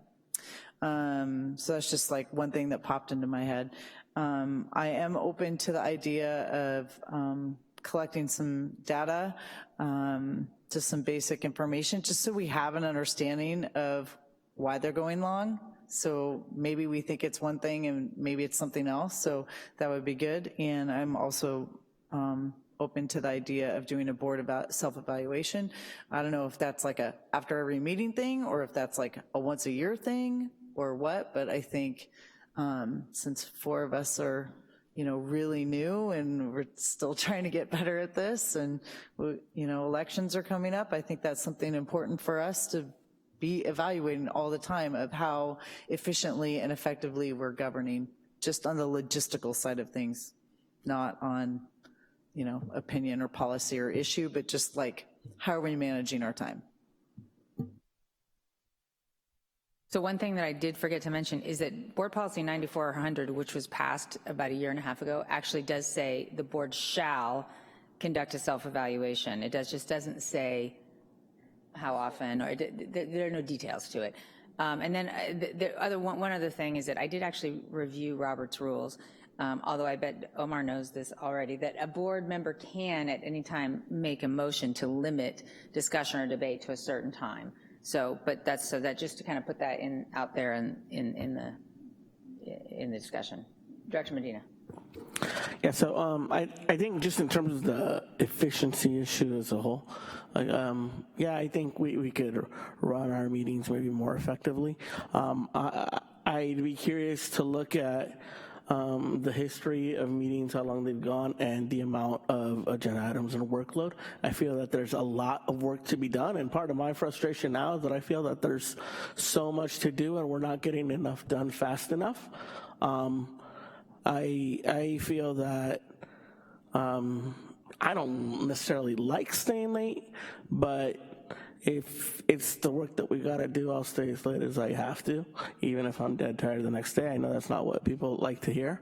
I don't like the idea necessarily of like limiting questioning and stuff, because a lot of times in the presentations things come up and we want to ask questions, and I feel it's our duty and responsibility to make sure that we're asking these questions, that we're getting the information, not necessarily just for us, but also for the public. And if that takes time, it takes time. So those aren't necessarily things that I would want to restrict or limit what we do in terms of time. Like I said, I feel there could be like, if we have a lot of stuff, maybe we need to prioritize. Are we more into like the business of the district and getting in what's more of a priority business versus, we got cool stuff like, we do presentations of awards and stuff, and that takes a lot of time. I love it, but at what point are we maybe leaving too much work behind? If we're trying to limit how long our meetings go. Like I said, I love doing that. I'll stay as long as I need to for meetings. My bigger concern is, are we accomplishing all the work of the district? Because lately, more and more, I feel like there's so many things that need to happen and we need to be talking about them, and it seems like they get pushed off, but it's also because there's so much, we're limited in time. In terms of evaluation, I'd say elections are one form of evaluation, but I'm open to whatever on that. I will say, just to answer real quick around historical thing, is that our agendas in terms of number of board items right now are actually way shorter than they used to be. It was usually F10 to F12 to F13, because you're right, we're not getting enough work done, and the reason is because the staff has had to cut down the things that they're putting on the agenda because we're going so long. So you're right, there's a ton of work to do, and there's a ton of information that we need and reporting that we need, and we're not getting to it because we're taking so long on the fewer items that we have. Director Dillers. I totally support the idea of self-evaluation tools. I think it's good for us to do it real time at the end of every meeting, especially as we have a bunch of newbies who are figuring this out. I think it's good for us to be reflective immediately. I also support the kind of collection of data, and I think staff does a really beautiful job of making a really full consent agenda and making sure that the information is transparent and out there for the public and not necessarily taking up a bunch of time on our regular agenda. Like Omar, I believe that it's, we play a really important function in being transparent and having conversations about policy that, that our constituents need to hear and need to hear us talk about. I also think that that's balanced by, like, if we're going until 10:30, there's probably like, Anastasia, I love you, you're probably out there watching, right? There may be like 3 people who are watching us on YouTube real time at 10:30 at night, and who wants to try to figure out what happened in an 8-hour board meeting, by scrolling through a video after the fact. Like, that's just super hard. So what was my point? This is what happens at 10:30 at night.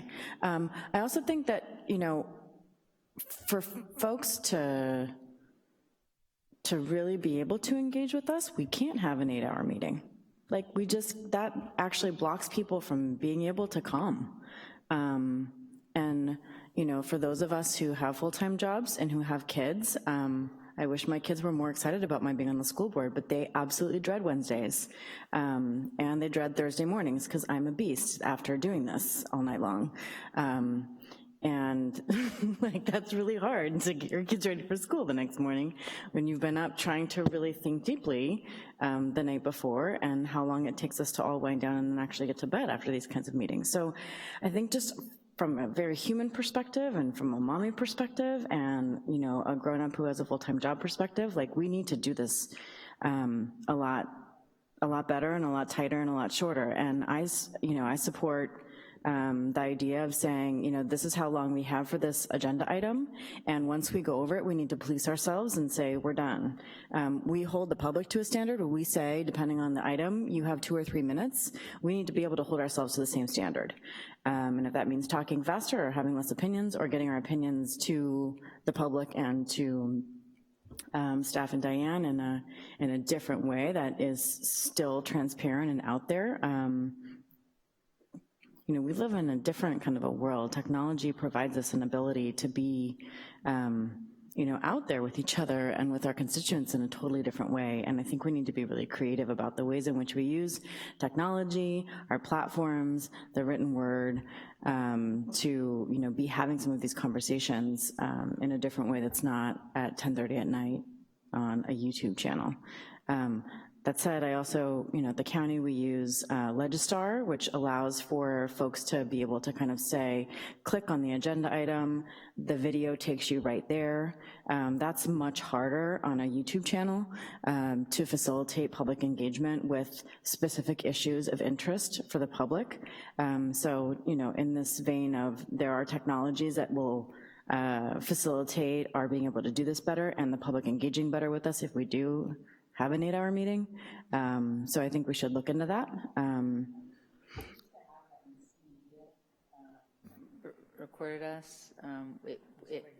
It was a regular recording. It worked in the same way. But I do think it would be good to have that again. Yes. Yeah. Because it's hard for the public to engage. I'm gonna have one more thought, and se me fue la onda. Thank you. Yeah, I completely agree with what's already been said, and I don't want to take up more time just repeating it. Yeah, self-evaluation, definitely it would be really helpful as a new board member. Just being mindful of our time is, and I think that's a personal thing that each and every one of us need to be mindful of too, and any board policies that we can look at to support that and to facilitate that, I'm open for. Director Sheffield. Ditto. Without saying everything that has already been said, I guess one last area that we can look at is, and no offense to staff, but presentations, trimming those down as well. Use of, I don't know, infographics, being a little bit more, I don't know, mindful of the time that is also, coming back this way. You guys put a lot of work into the reports that you're giving us. definitely, but there might be some room in ratcheting those things down as well. One more problem with just this is that district elections create some opportunities for our board, and it also, in some ways, and the data show in lots of places, that it makes it harder to find people to run. Appointments, that's a different thing. When we do appointments, people who don't want to run come out, and they're more enthusiastic about that part. But otherwise, there are lots of unopposed elections, which is not a good thing, or sometimes they can't find anybody to run. With Stephanie, it was like winning the lottery, I think, we unopposed, and we got someone amazing, but well, no, I think we won the lottery, but I mean, it was, I think the district won the lottery, to be very clear. But anyway, it makes it real hard to recruit people to run when they see that this is what we're doing all the time. So I think kind of direction, what I'm hearing is we're in real support, and so maybe Sarah could come up with some kind of way to collect some data. Sarah Katz could, and we could see about her time and whether or not she could actually collect data. Okay. Yeah. First. Yeah, and then in terms of about self-evaluation, I think if we could get some examples from CSBA and maybe another few districts, and Lori and I actually looked at, Director Fong and I actually looked at some, and I gave her a couple, and there was one, I want to say it might be CSBA's, and they wanted money to get it. Oh, well, maybe we just ask some other districts, like send out a blast to some other boards, and yeah, so we'll gather different samples and bring it back. But so I think, and if we do come up with one we like, to actually add it to board policy, so we are in fact required to use it, and then review the data periodically, at least in a G item where it's public, something like that. Even if it doesn't have to take board time, but something where the public's seen it and we're seeing it, I think that would be helpful. Yeah, I think the other thing that would probably be helpful for us to think about is a timeline for implementation. So I'll talk to Sarah Katz first. Okay. And then I'll talk with you about timeline and what we bring back. Okay. And then, just one more plug on attendance is that I'm going to ask that we actually start following our board policy, and that you report why you're not here, and doesn't have to be public necessarily, but we can vote whether or not to accept that as an excused absence, because these are public funds, and by our policy, we shouldn't really get paid unless we have an excusable absence. So I'm working on that. All right.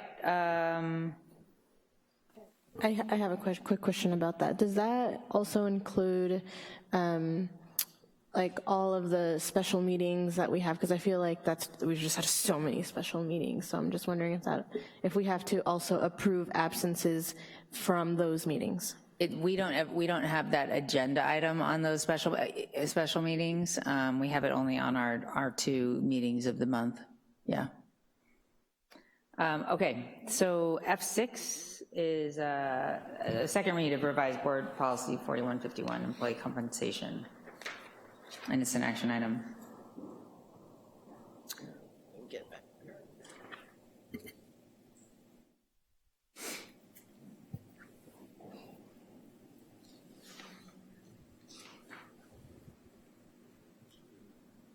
Can I just make a motion? Yeah, this is the second read. So We've discussed this, and I would move to approve board policy 4151. Second. Moved by Director De La Cruz, second by Director McCormick. Roll call vote, please. Director De La Cruz? Aye. Director McCormick? Aye. Director Manieri? Aye. Director Sheffield? Director Medina? Aye. President Close? Aye. Motion carries. And F7. So this is a group of policies recommended by CSBA, and we've pushed this forward a number of times, and so hopefully we can there's no edits, or if there's edits that you see at this point, we can move it either to an optional approval this time or bring it back for the second reading. I will state that I have a former board member helping me voluntarily go through these. So any red flags, he brings them up to us. I move to approve policies as provided pursuant to CSBA's October 2018 update packet. I second. Moved by Director McCormick, second by Director Manieri. Roll call vote, please. Director McCormick? Director Manieri? Aye. Director De La Cruz? Aye. Director Sheffield? Aye. Director Medina? Aye. President Close? Aye. Motion carries. And that brings us to F8. Action item approval of superintendent's contract extensions. I move for approval of the superintendent contract extension. Second. So enthusiastic. Moved by Director Manieri, second by Director De La Cruz. Roll call vote, please. Director Manieri? Aye. Director De La Cruz? Aye. Director McCormick? Aye. Director Sheffield? Aye. Director Medina? Aye. President Close? Absolutely aye. Motion carries enthusiastically. All right, and we're adjourned. G1? Well, I thought there was a G1 presentation. G's just information. Those are information items. But if you have, contact me, and then we need to do a report. We're adjourned.